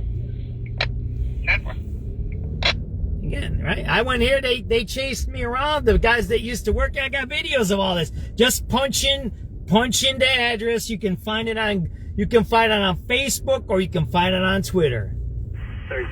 I made it so they don't erase my stuff. Right here, this is the parking lot here. I got a video when I was videotaping them from the sidewalk. This is the shelter. Look, there's nobody here. I was videotaping. All of them had every car in this lot had out-of-state plates. Every car did. That's the shelter right there. See that? Every car had out-of-state plates, and I was videotaping, and they came out, and they threatened me. And I videotaped them, right? There you go. You got some weird stuff here. Look, 345 North Ogden. So now, if you start looking at it, they got some weird Smash Video Studio. I don't know what the heck that is there. What is that? Something there? What is that? I have to look that up. Smash Videos. Smash Studios, I mean. I can't see that. And then Music Building. The Music Building. I don't know what that is. So what did they use the money for that? That's weird.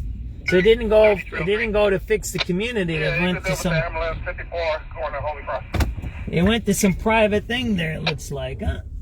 It's closed though, that building. That was on event 09481. 09481.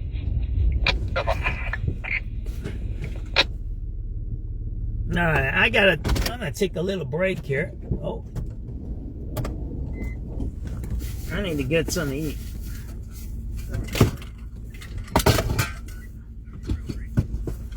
Getting some tea.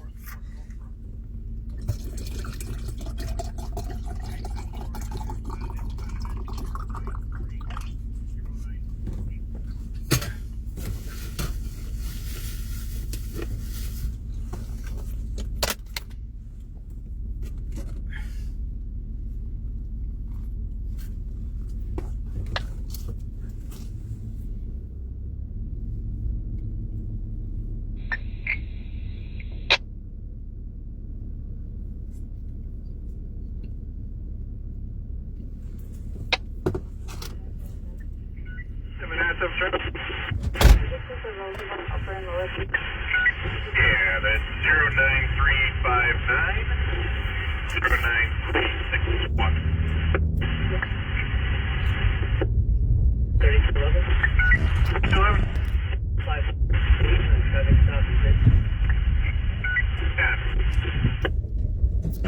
7338. I'm going down. Lunch, 13th Michigan. Alright,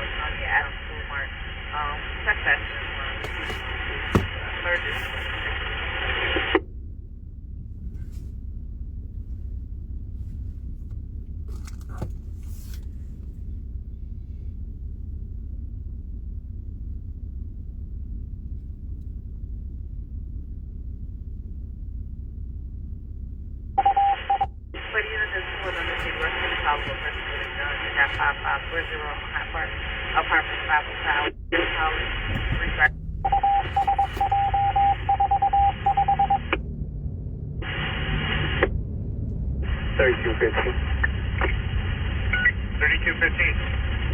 I'm going to go into the annex to replace my battery. 10-4. Number 303. 7303. Yeah, you could do with the ambulance 54 going to Holy Cross.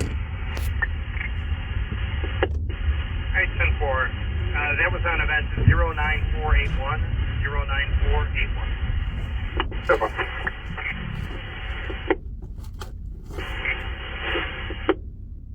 7301 Sam for information. 7301 Sam. Hey, regarding the call, you find that offender at Pleasant Lake Blue Line at 0520 hours this morning. EMS was called there. Was that just strictly a CFD call, or was that was the officer assigned to it? Okay, for the call at 0520 this morning? At 10-4. It was a separate call of the EMS for that offender of that CSA. Okay, what station was that at that they called for the ambulance? That was Pleasant Lake Blue Line, the YC Center, around 0520 hours this morning. Okay, let me look. That's the rape that happened. They're talking about the rape case. 5700 Adam. 5700 Adam. That's the rape case. The lady got raped. Just for information, there was this unit on this for broadcasting a stolen Dodge Charger, Eddie Frank 36562, I believe. He has eyes on it. I'm not sure where it's at. Last I heard, it's somewhere on here to 90.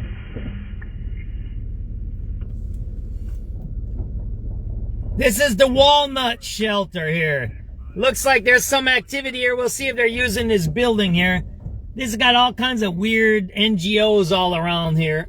It looks like they might be using this building. What was interesting about this shelter, which all the shelters had them, this one had a lot of vehicles around there and kids playing in the street. This is a family shelter also, like the Ogden one over there. And the Irving Park one.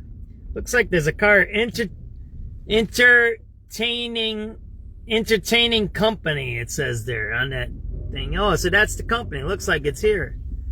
Who are they? We gotta look up that company there. Entertaining Concept. 312-829-2800, entertainingcompany.com. So I guess it was a shelter and now it's an entertaining company, I guess. Now that's alright. At least it's being used. At least it ain't like the other stuff. Oh no, it's empty. There, it's empty.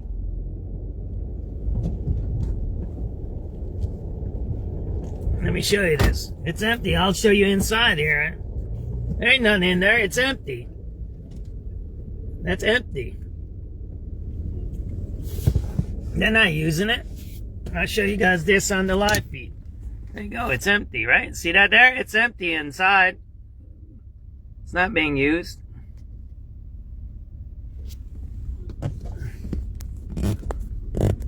There you go. So 1644, there used to be a shelter. This part is not being used. It doesn't look like. Hey, they have some cars parked around it, but yeah, that's not being used.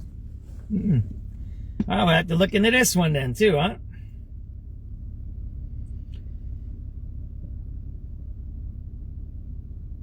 Here's another building not being used.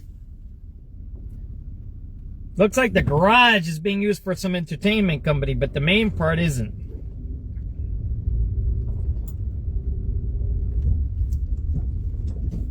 This is another building where there was a lot of people with out-of-state plates working here. And when I was on the sidewalk filming, they got all mad at me. I think one guy threatened me over here. I gotta pull all my videos of all these threats and try to figure out who these people were. Like I said, I think there were a lot of them were Democrat political operatives and union operatives.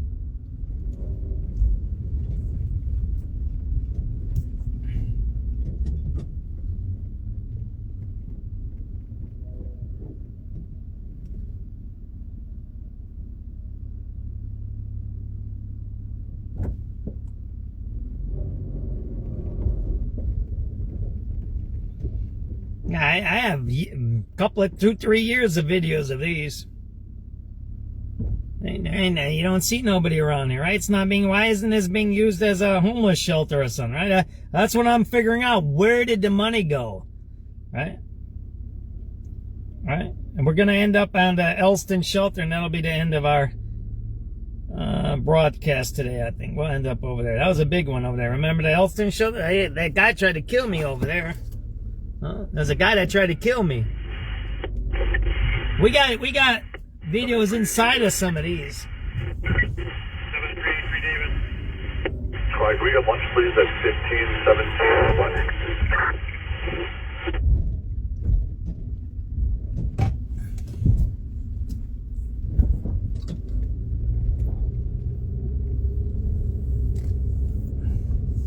Kind of wild, huh? We spend all that money on the migrants. And I think one of the things that came out of it,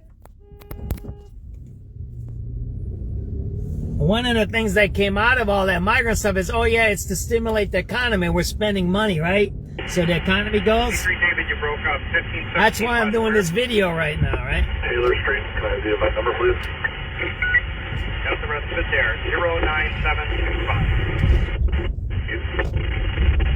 The purpose of these videos is because I did this for 2 years. Every day I videotaped each one of these things. I have 2 years of videos of these. I got fights.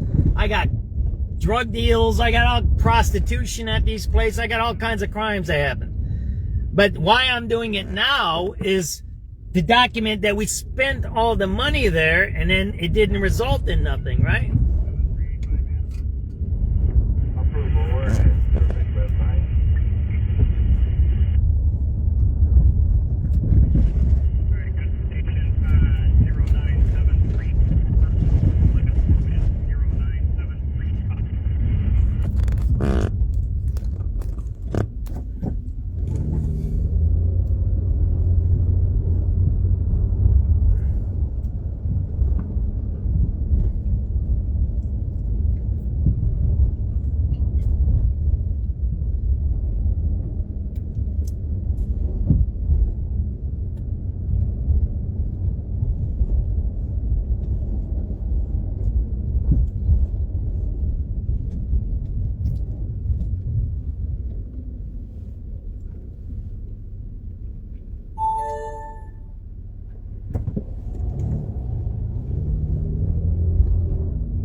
Our next stop is the Elston shelter. That'll be the end of our broadcast tonight.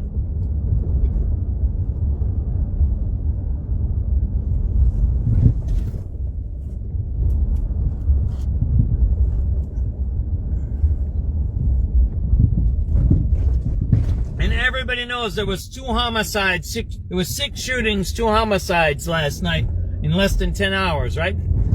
I'm not even counting the one that was on 74th Street. I'm not counting the one that was on 74th Street. That would have made it 7. I'm talking about after I stopped broadcasting last night, there was that many cases. 2 homicides. Did any news media report on that? I don't think so.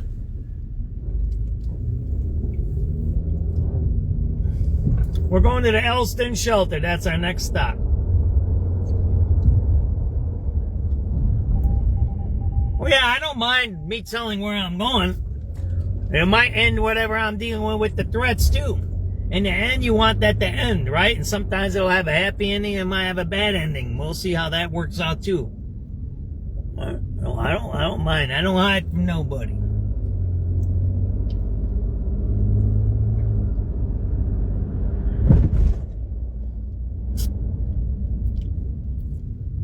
I ain't scared of no drug dealers at all. 0. Looks like there's guys underneath here. See that there? There's guys here, man. Oh, I gotta fix this. One of my cameras just got loose here. I gotta fix it.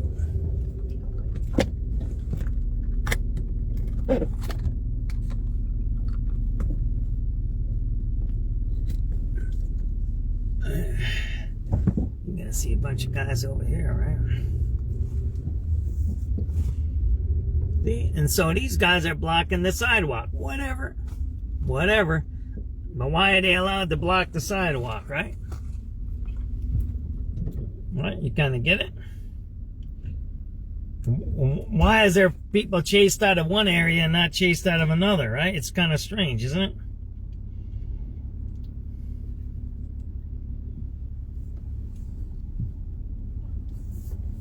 This whole sidewalk is blocked. See that there? Look at it. It's completely barricaded. Look at that. You'll have, imagine if you're handicapped and you need to use that sidewalk. You can't use that sidewalk. Look at it. It's completely barricaded. That whole sidewalk is barricaded. Look at that. Look at that. Is that normal? Is that how a city should operate? That they allow that to happen? I get it. That guy needs to have a place to stay, but he's barricaded the whole sidewalk there. Look at that. See that there? That whole sidewalk is barricaded. See that there? That whole sidewalk is barricaded. Why aren't the police taking care of that? Complete sidewalk. You have no access. The whole sidewalk is blocked. Sidewalk is completely barricaded over here.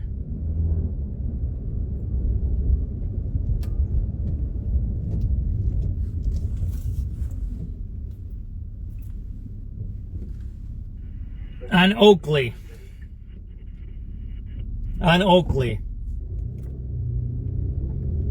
6:30 p.m.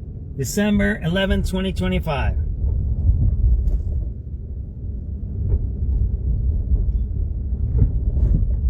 Public access is blocked.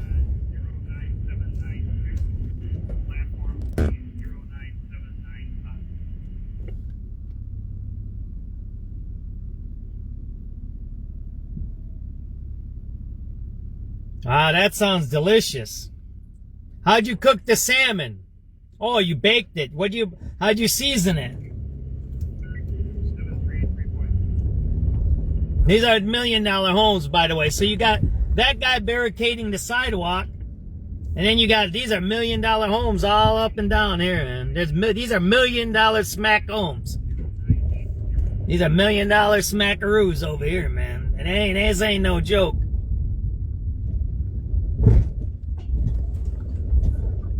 Now we're gonna end up right where I told you I'm going, right? These are $1 million smacks over here, man. This ain't 100,000 smacks. These are million smacks. Man, they converted all these old factories to condos. See that there? These are all, here, I'll show you this, right? Let me do this real quick.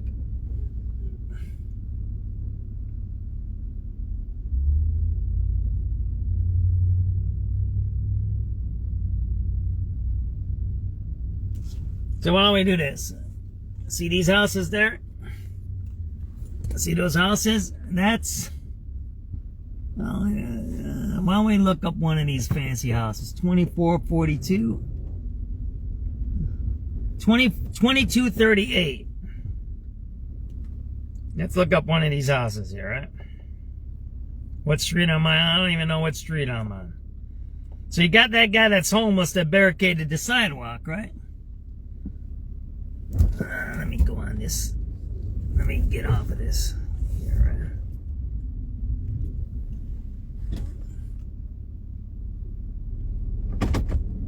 Facing history and ourselves. What did they privatize? There's a school right here, man. I think they sold it to a private company. Does it say? It doesn't say CPS there, does it? So they gave away that school there. 2238. Where are we at? We're on Ohio, right? Why don't we do this building here?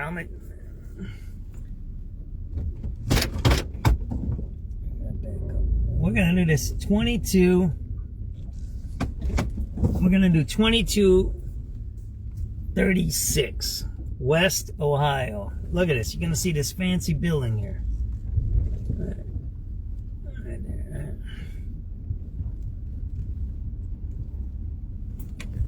See that building, right? You see those? Look at that. Look at that crazy ass building there. That looks expensive, don't it? We're gonna see actually how expensive that building is there, right? So you got a dude blocking the sidewalk down the street. See that building there? That crazy looking one there? Like the wild architecture there? There you go. All right, what is that? That's 2236 West Ohio, right?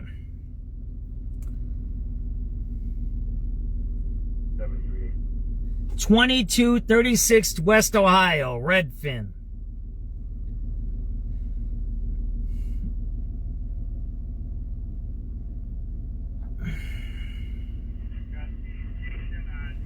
Right.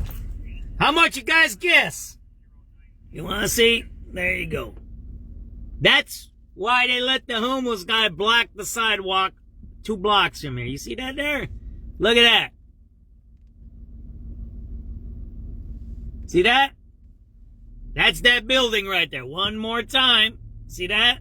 See that? All right. $1.36 million, right?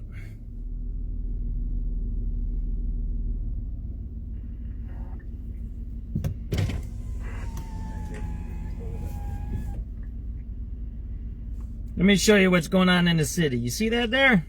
$1.4 million. That's that house right there. See that there? See that there? This school's been privatized. They kicked out all the minorities there used to be. This used to be Ukrainian village in this area and Puerto Ricans. The Puerto Ricans don't be paying that much money in the Ukrainians. You see that there? That's that building there. That's $1.4 million. If you go down the street, there's a homeless guy blocking the sidewalk down here. You see that there? It's gentrification of the whole city. That's not a Chicagoan living there. I bet you that. I bet you that's somebody else that ain't from the city. One more time. $1.4 million.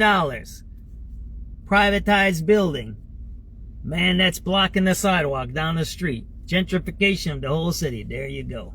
That's why they let crime. That's why they let drugs. That's why they let cops do whatever they want. They ticket people instead of fighting crime, instead of protecting the city and protecting working class, protecting immigrants, protecting migrants, protecting minorities, and protecting the poor. They allow crime to happen. Why? So they can sell buildings like that for $1.4 million. It's gentrification of the whole city. SubX.News. Ukrainian village.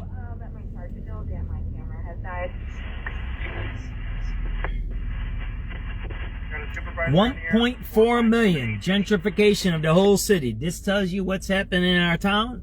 Why they let crime happen. Why they let the cops do whatever they want. Why they let the drug dealers do whatever they want. And why they let the homeless block sidewalks a block from here.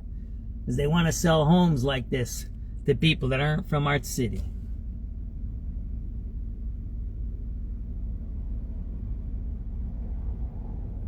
There's gentrification of the whole city. That's 1 point. I'm gonna keep it on there. That building, that house you're looking at, right in the middle, is 1.4 million.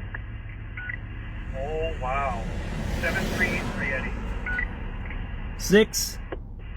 6:39 p.m. December 11th, 2025. 7385. I got it on the log. 2236 West Ohio.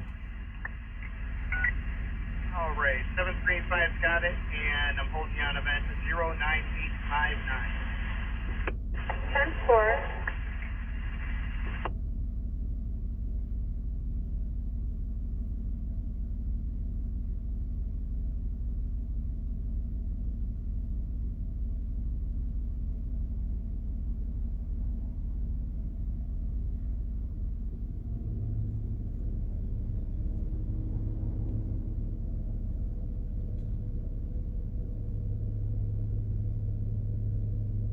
There's no family, working class family that can afford that. None.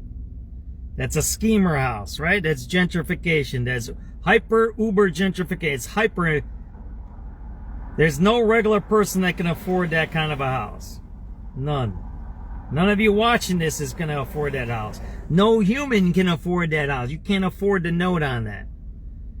It's a different kind of a thing that's been going on for a little while, right? You're watching it. I'm not going to move from here till I post this story, right? So you've seen the migrants, the shelters that I'm being used, and the millions we spend there. So what's the logical conclusion besides this? Now we're going to go over to the Elston shelter. Where did the millions go? Right there. You're looking at the million. You're looking at the millions. That's the dude that just ripped you off of the migrant money. There's no other human being that can afford that. He's somehow involved in it, whether directly or indirectly, or some scam from the internet, or some stocks or bonds or pensions or whatever the crap they do to steal our money.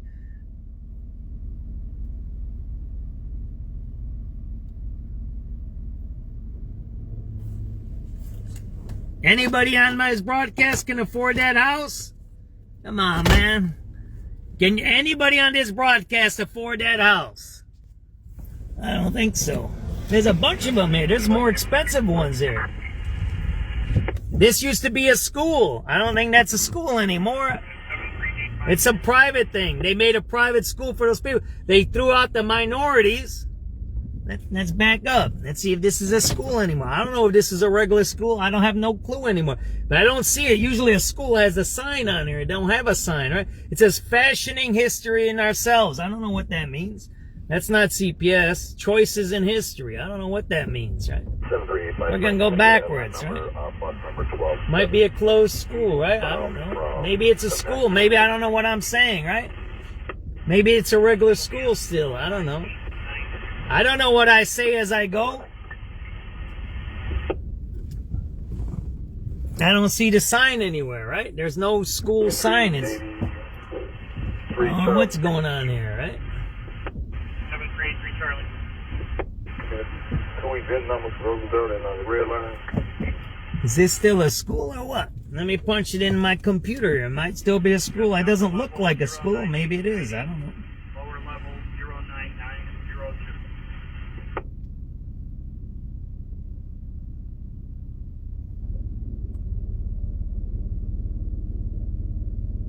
Mitchell Elementary. So I guess it's still a school. I guess. I was wrong on that. It's not privatized. It's weird looking though, isn't it? It doesn't have signs here, but whatever. And the sidewalk ain't clean. It's really strange. I don't know what that means, man. Usually they clean the whole sidewalk. I don't know why that sidewalk isn't clean. Yeah, it looks like a school. I don't know what I'm talking about. Proud Mitchell Bobcat. I guess, yeah, that is a school there, huh? There you go. Let's keep moving, right? There's some more, man. You want to fool around with Redfin? Why don't you check these houses out? Check out 2208, 2206, 2204, 2202, or 2200. Look at those, all those up, Ohio. Check those all out. Check them all out. Onion powdered garlic on some salmon and baked. Oh man, that sounds so delicious. I can smell it in my car right now. We got one more stop to do, right? That's what I promised. One more. This used to be an open-air drug market many, many years ago. Ukrainian village. Now you see it's a hyper-gentrification. You got $1 million homes. One home is $1 million. There you go. Why don't you look at that one here? We're on Ohio still, right? There you go. You got some more right there. See that there? You got some more. See that there?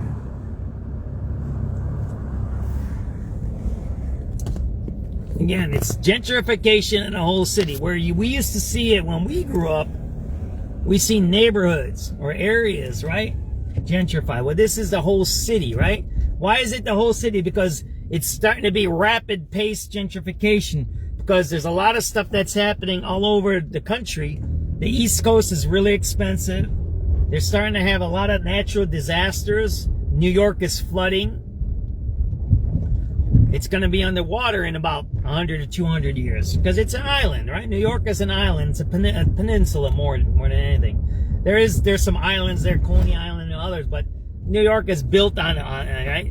A water table, right? A deep water table. And then the West has a lot of natural disasters too, and it's expensive. So where's the natural place to come? It's coming here, right? Into the middle of the country. We don't have it that bad. We have clean water. We don't have natural disasters here. I mean, we don't. We don't have tornadoes.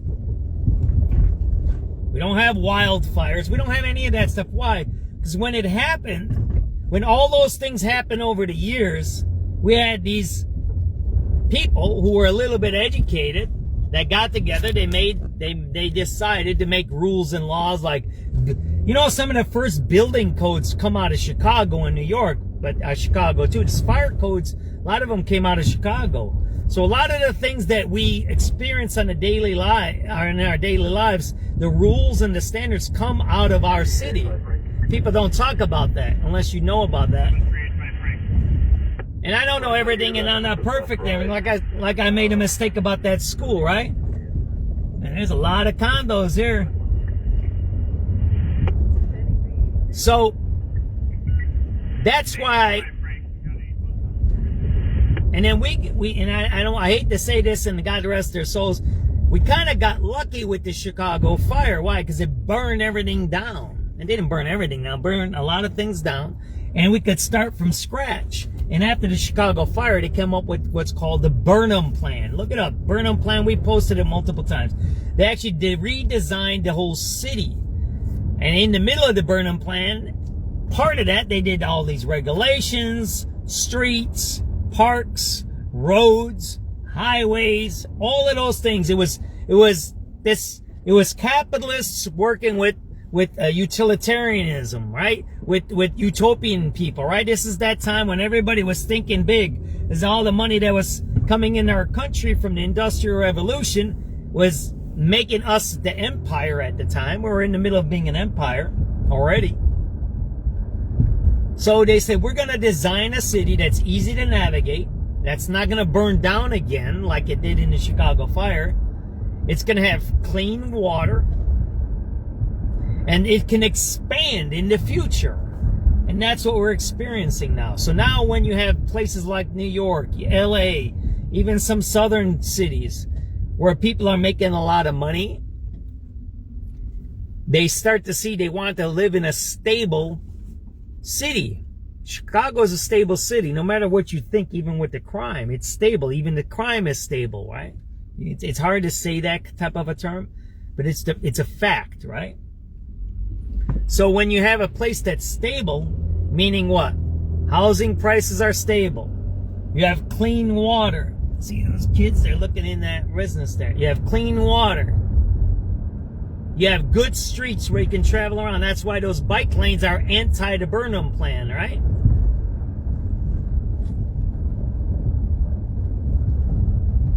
Then what? People want to live here, right? This is Ogden Avenue. If you look up Ogden Avenue, this used to have a flyover, what's called a flyover. They had where the trucks, this is like Archer Avenue.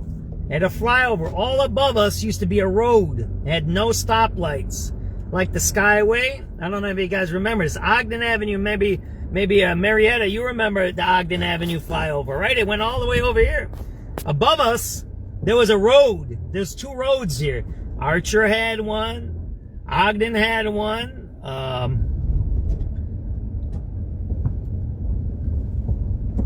All the way down to Cicero. This thing went all the way down to the south side. I don't know if you guys know that. Up above us used to be on top of us. Archer had one. We had one on Damon. We had one on 39th. This went all the way over here and went way down there. You remember? Yeah, there you go. The city was designed to move. It was designed. Oh man, I messed up. I should have went to the next one.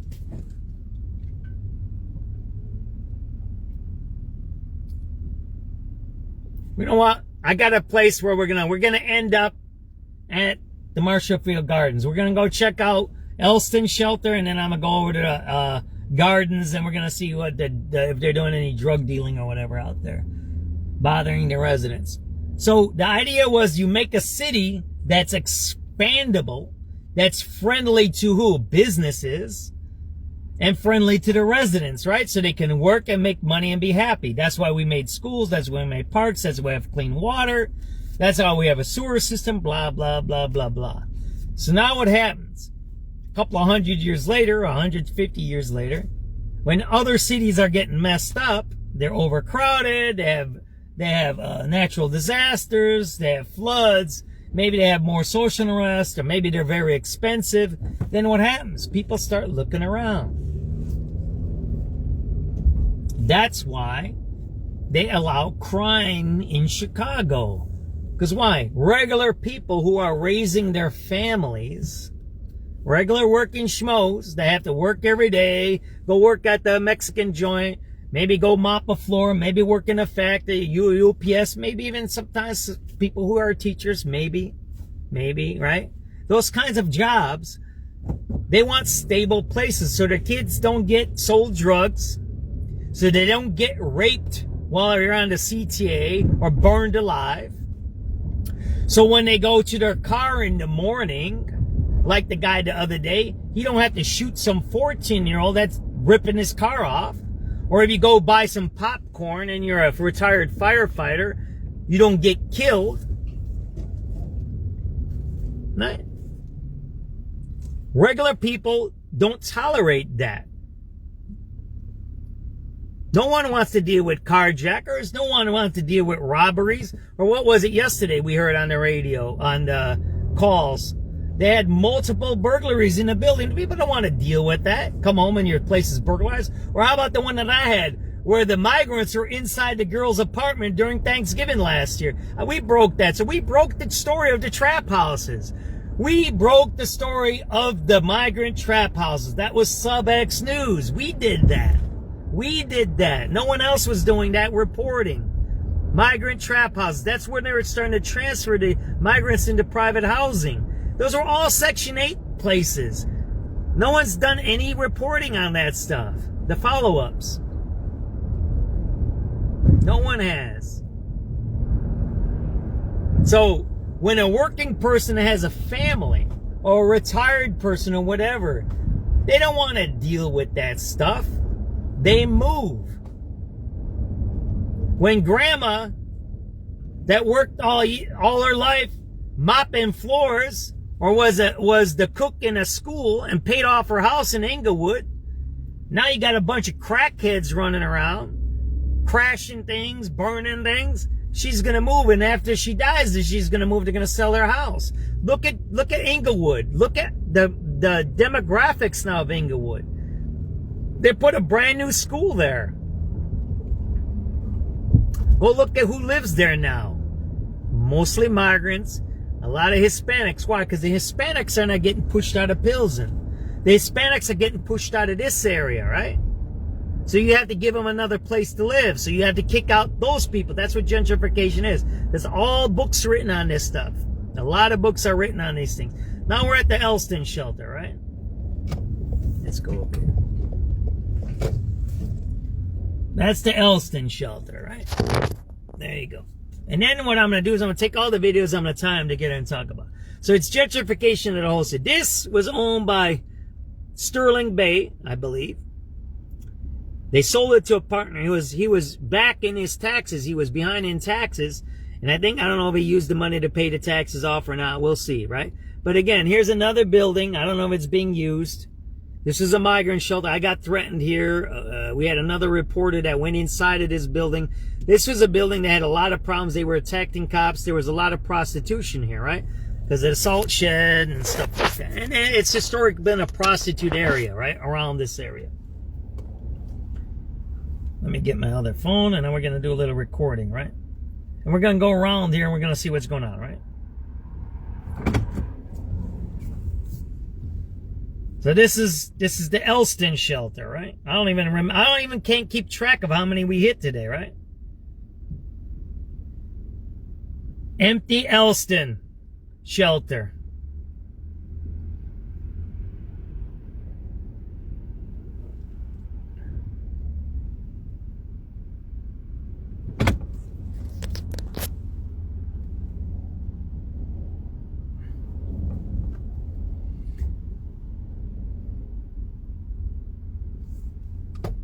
(6:55 p.m. December 11th, 2025. We're at the Elston Migrant Shelter. Yeah, we're doing a tour of all the shelters today. Again, this one's empty. This one was owned by Sterling Bay, and they sold it to one of their partners, and he was behind in taxes, like a couple $100,000 in taxes. So let's see if this is being used by anybody. There was a lot of migrants in this one here.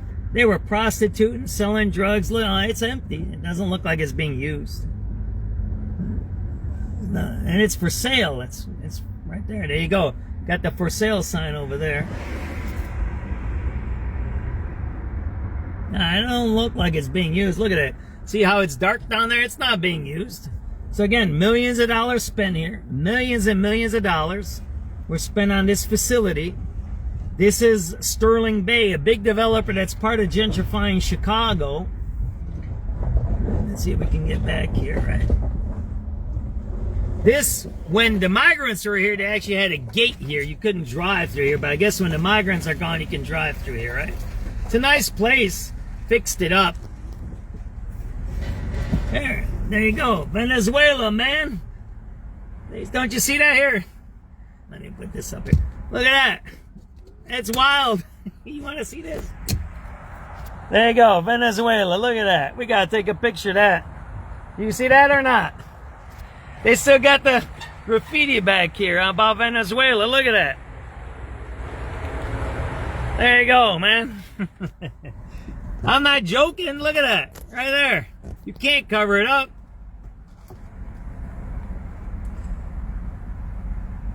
So again, what happened to all that money, right? Were the Venezuelans part of that? Were they used? I don't know. There you go, Venezuela, baby.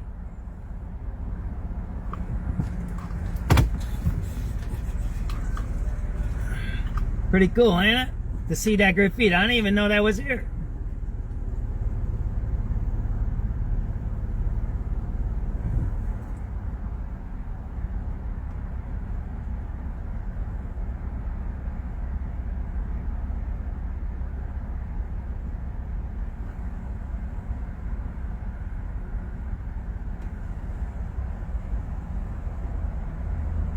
Who speaks Spanish, man? Anybody speak Spanish? What does that mean? I don't even know what that means. What does that mean there? Anybody speak Spanish? What does that mean? Who knows Spanish? What does that mean there? There you go. SubX.News. No one does this type of reporting anywhere, nowhere. It doesn't exist. There you go, man. Look, it's all fancy back here. Why ain't they got the homeless Americans back here? Look at that. It's nice. Look at that. It's beautiful, isn't it?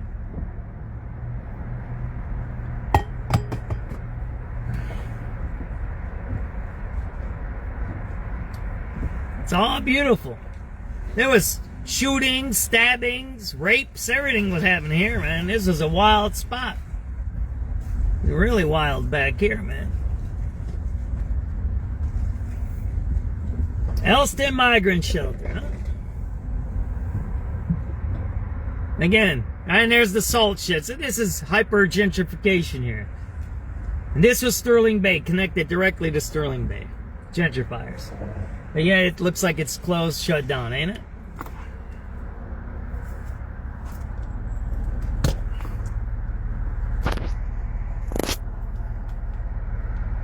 Yeah, there you go. You just seen it, right?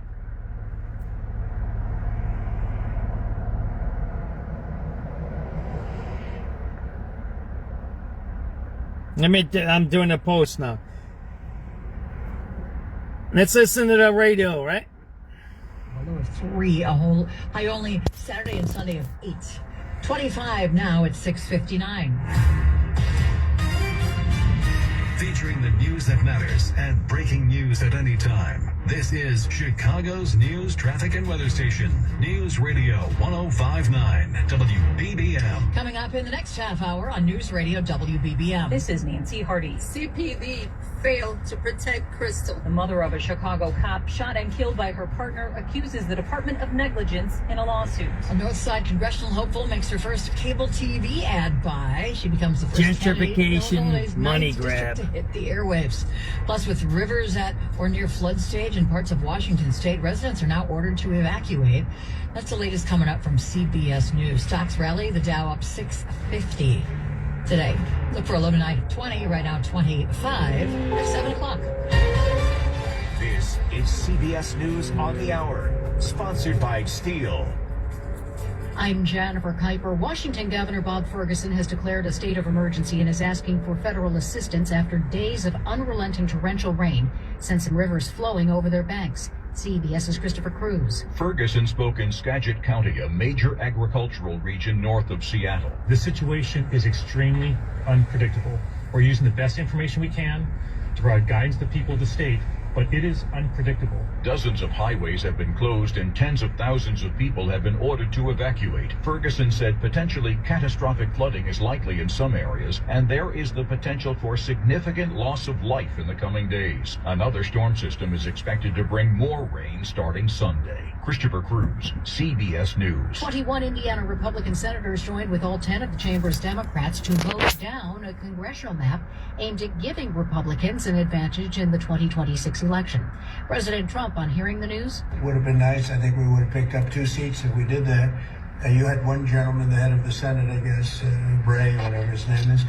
I heard he was against it. He'll probably lose his next primary. Venezuela is accusing the United States of piracy after American forces seized an oil tanker off their coast yesterday. Attorney General Pam Bondi says the tanker was being used to transport sanctioned oil to Iran.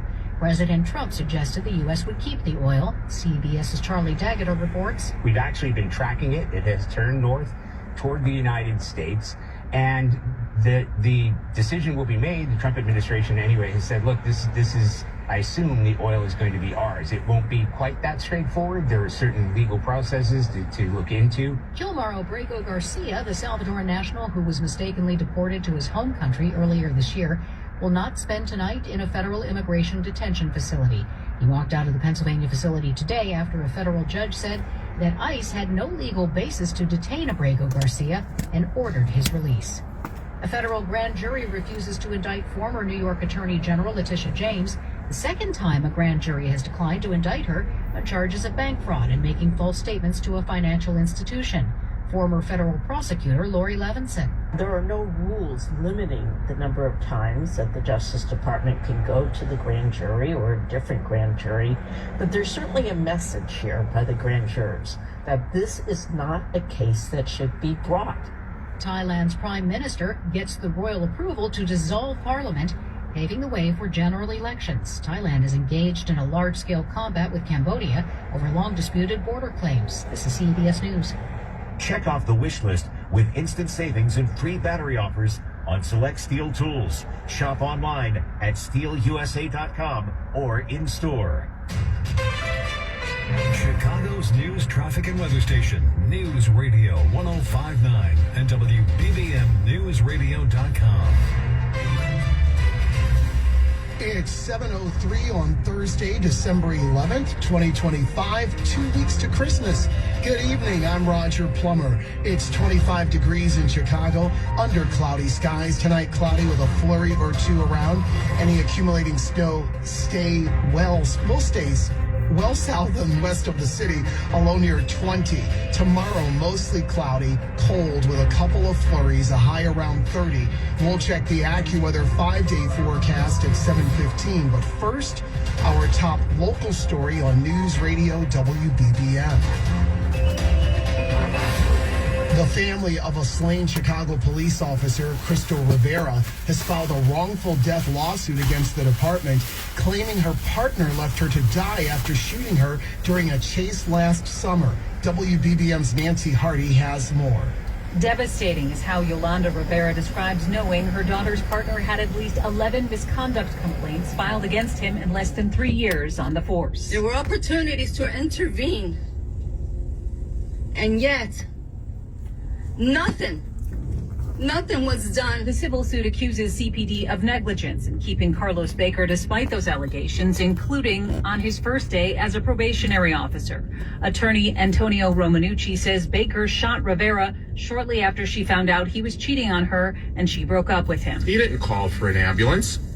In fact, his cover-up began after he shot her.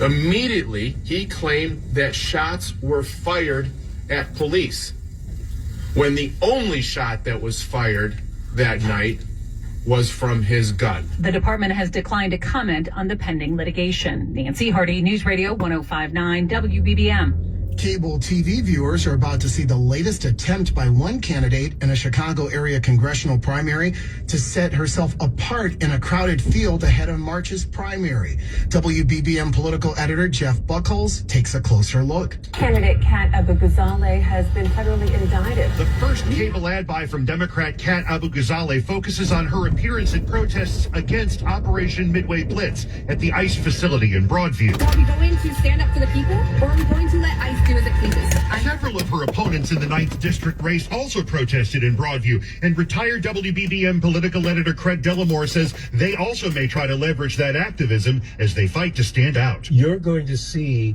that people in this race are going to do anything they can to distinguish themselves. 17 Democrats and 4 Republicans are running for the chance to succeed retiring Congresswoman Jan Schakowsky.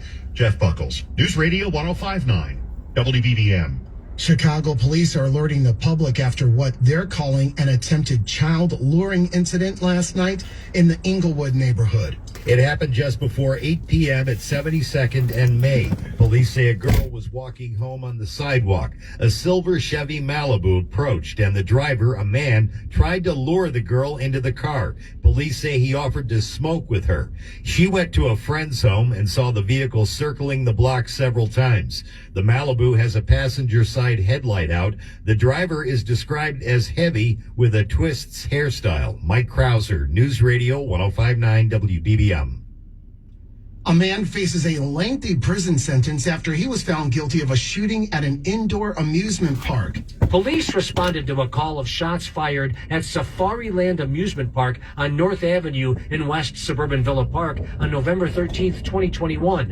Police say Miko Norris and his victim were both at Safariland for a birthday party when Norris shot the victim 3 times. Investigators say the shots were fired just a few feet from dozens of children. The victim survived. Norris fled the scene. He was taken into custody the next day at his Chicago home. Norris, who's now 29 years old, will be sentenced in February. He could get 90 years in prison. Terry Keshner, 105.9 WBBM. A woman in southwest suburban Homer Glen was bound and gagged during a home invasion yesterday.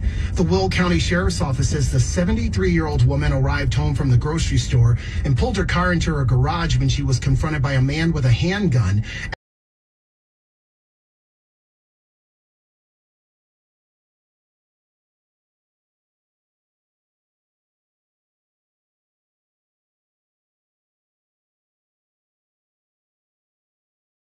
The Sheriff's Office says they are investigating and no arrests have been made. It's 7:08. Traffic and weather together. But they got a camera on the ATMs, don't they? Don't they have plate read? I don't know. I don't get this.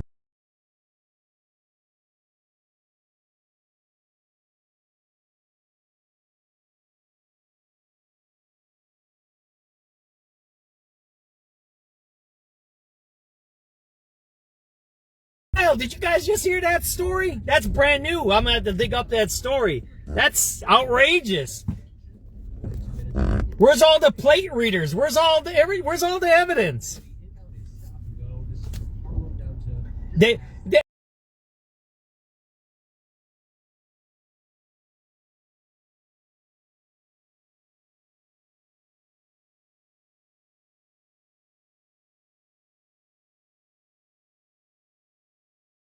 home invasion to her and robbing her, right?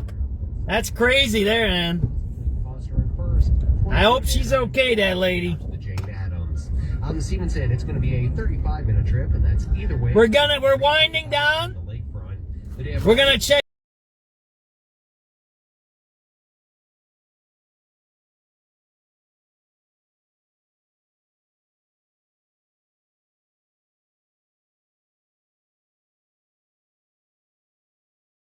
We'll see. I don't know.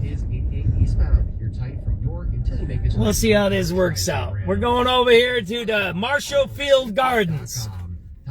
We got a tip that they're doing drug dealing over here. Full mouth implants affordable. Save up to 90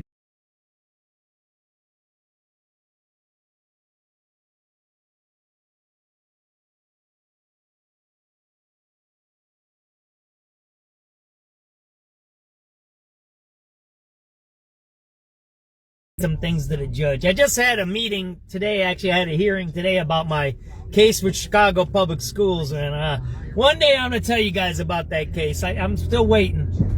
And they lied today. It was weird. It was weird.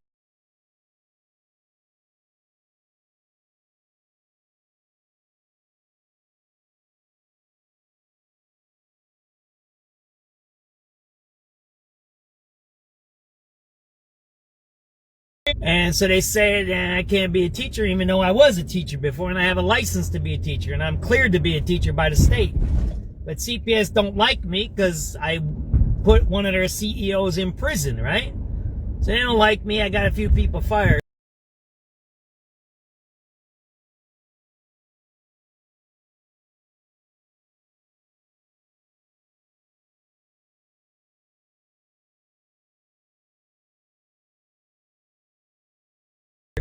And the lady says, oh, we didn't check your record. Blah, blah, blah, something like that, right? So, today, and that was under oath, her hand was on the Bible. Maybe she don't believe in the Bible. I don't know, some people.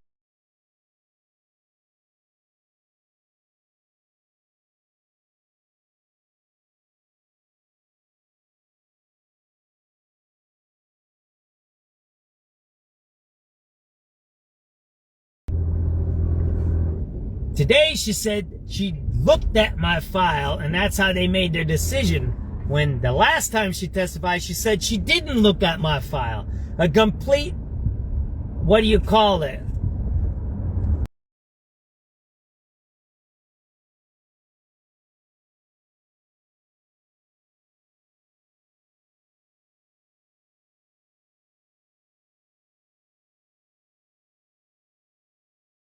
Whatever. You can say things of your viewpoint. You kind of get it? So today she said she looked at my file. When the last time she said she didn't. Yeah. So that's how life is.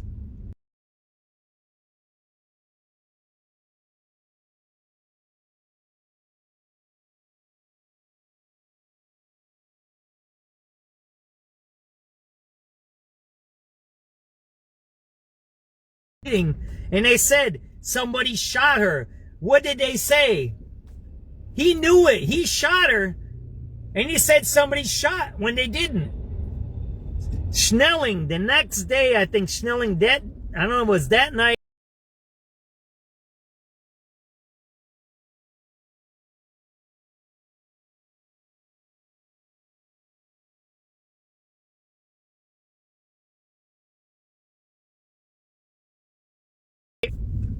Snelling said, on the radio calls, they said there were suspects looking for him. So they already knew at that time there wasn't. Snelling went on, I think that night. It wasn't the next, I think the next day the next day he didn't. I gotta dig up the news conferences. I'm telling you, Snelling lied about that case. He shouldn't have said that because he should have pulled the body cams and he would have known. Alrighty, we're over here on Black Hawk and Sedgwick. They do a lot of stuff over here. Drug dealing, right? Go over here, maybe. Hopefully we don't get in trouble by none of these people. This is private projects here. There's stuff that's going on. And we got reports that there's drugs, possibly prostitution, and other things happening in the cars over here.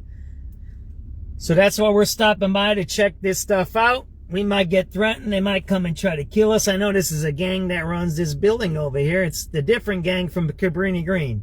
Again, look, if you're doing criminal activity, you're selling drugs, you're prostituting, you're doing juice money, I don't care. I could care less about that. That's your thing. That's what you do. That's okay. But when you start doing it in public, when you start doing it on streets, when you start threatening and harassing public people, then that's not, here, how about this? I say this, then that's not cool. It's inappropriate. Because now you're taking your crime and what you do, which is your choice, and you're pushing it on other people. You kind of get what I'm trying to say there?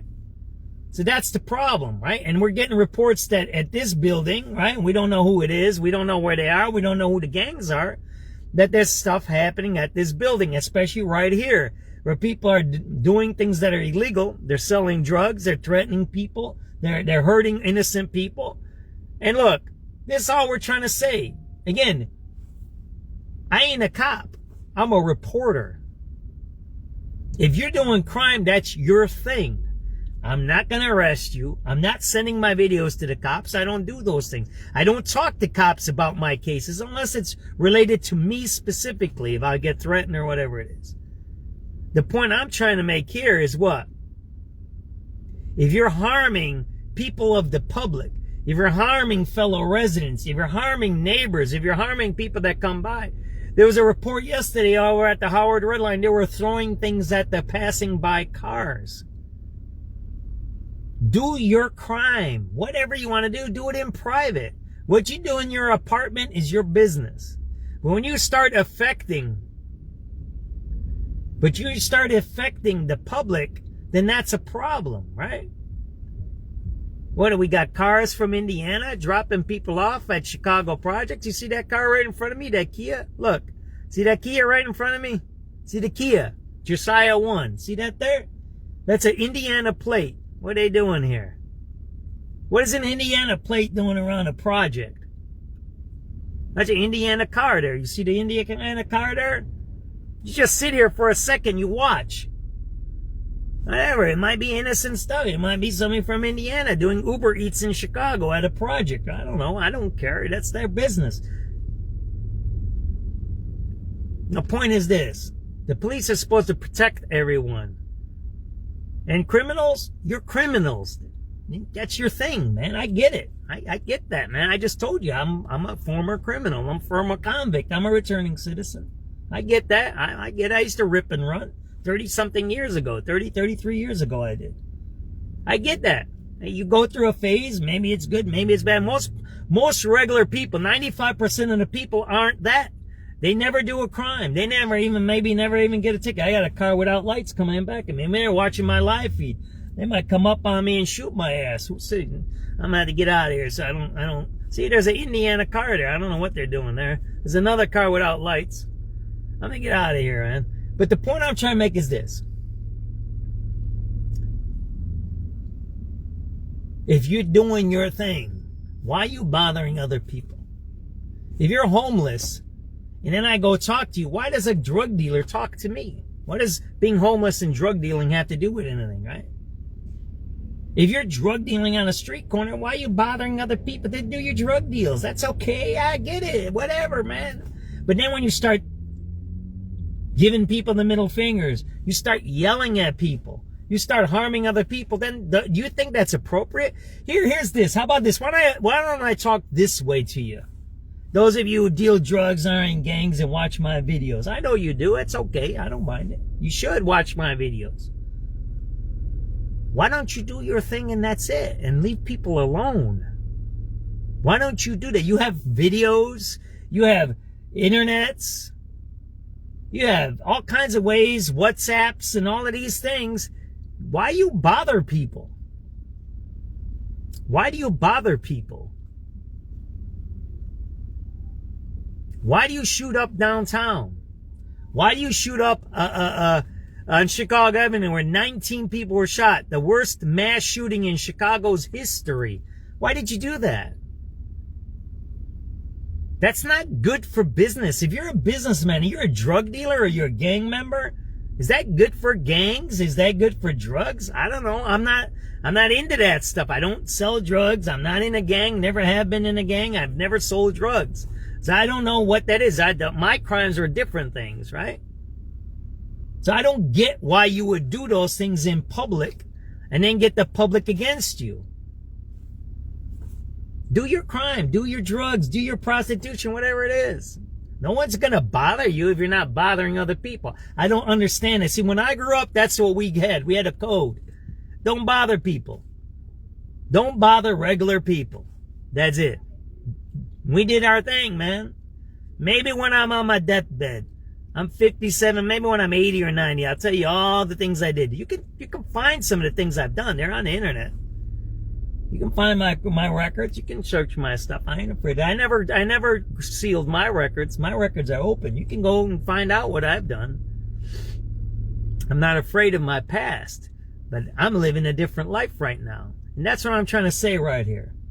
Why do you guys and girls do that stuff? Why do you harm people that are innocent? Why do you think that's appropriate? Not everybody wants to be a gangster. Not everybody wants to smell weed. Not everybody wants to see a prostitute in front of their house. Not everybody wants to see gang signs and gang slogans everywhere. And you don't own the sidewalk. You don't own the streets. They're everybody's. Just like you're on the sidewalk and on the street selling your drugs, so does everybody else have a right to be on that sidewalk. Learn some respect. Have some code. If you don't like what I'm saying and you want to kill me, then we need to deal with that, right? Then one day I'll have to deal with it, right? And we'll see how that works out. I might win, you might win. We'll see how that one works out for you gangbangers and killers that want to kill me. We will see how that ends. I might die. But you might die too. Remember that. In those types of things, right? The point I'm trying to make here is this. This is a city of a lot of people. Most people don't do crime. Most people are good people. 95% of the people in this city are good people that go to work every day. They mind their own business. They raise their families, make their money, and they'll do their thing. That few that sells drugs, gangbangs, and does crime and does whatever and are corrupt and part of whatever that is, I get that. I get that. Why don't you do your thing on your own thing? Why are you bothering people? That's the point I'm trying to make here. And why would you threaten me when I'm sitting in my car in a public spot talking about it? If you don't want the news to talk about your crime, then don't do the crime in front of the news. Got that? When I'm sitting and talking to a homeless guy and you come and say I'm going to shoot you with my pistol, when I'm sitting in a public space, or you throw things at my car when I'm videotaping drug dealing, then you're something else. You're now more a criminal, right? You're not a criminal anymore that wants to do crime and do your thing. Now you're some kind of antisocial psychopath, maybe even a domestic terrorist, urban terrorist that wants to harm people in public. See, you have to think about these things. If you want to be a criminal, then be a criminal. Being in public is not being a criminal. That's something else. I don't know what that is. I don't know what you would call that. That's why I'm saying that right here. Do your thing. Who cares? But when you're in public, you're messing with the public. And I'm gonna give one more warning again, and I'm gonna keep saying this. There's 95% of us out here that are living a normal, law-abiding life. There's 5% of you guys that want to do your thing. That's okay. That's okay. But just remember, 95 versus 5 is not good odds. So if you want to do your thing, do your thing. And stop bothering the public. Stop bothering the public. And if you don't want to be on TV, you don't want to be on SubX.News, you don't want to be on ABC News or Pam Zekman's or whatever, then don't do your crap on the street corner. Don't be threatening people. Do your thing. Whatever you want to do. That's why we're in America.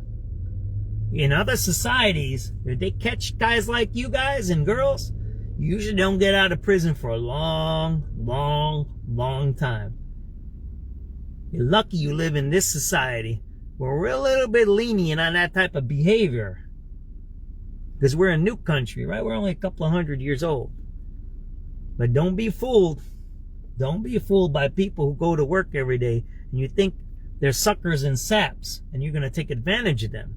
And you're going to burglarize them, you're going to carjack them, you're going to steal their stuff, and you're going to threaten them when they come out of their apartment, okay? Don't get fooled by the majority of people who mind their business. Because one day when the majority of the people get tired of it, things will happen. And if you don't understand what's going to happen, you should read history and see how that works out for people that are criminals. That's all I have for tonight. It's 7:25 p.m. It's been a long broadcast. A lot of things are happening. Bad news for the Chicago Police Department. They cover it up a killing of their own cop. That's the bad news. And Mayor Brandon Johnson vetoed a curfew law that might have let a 14-year-old be alive today. SubX.News is signing off. Thank you very much. 7:26 p.m., December 11th, 2025. I hope everybody stays safe. And just, you guys that are out there ripping and running, do your thing, but leave innocent people alone and go figure out a place where you can go do your stuff, okay? Take it easy. Signing off from Marshall Field Gardens, SubX.News.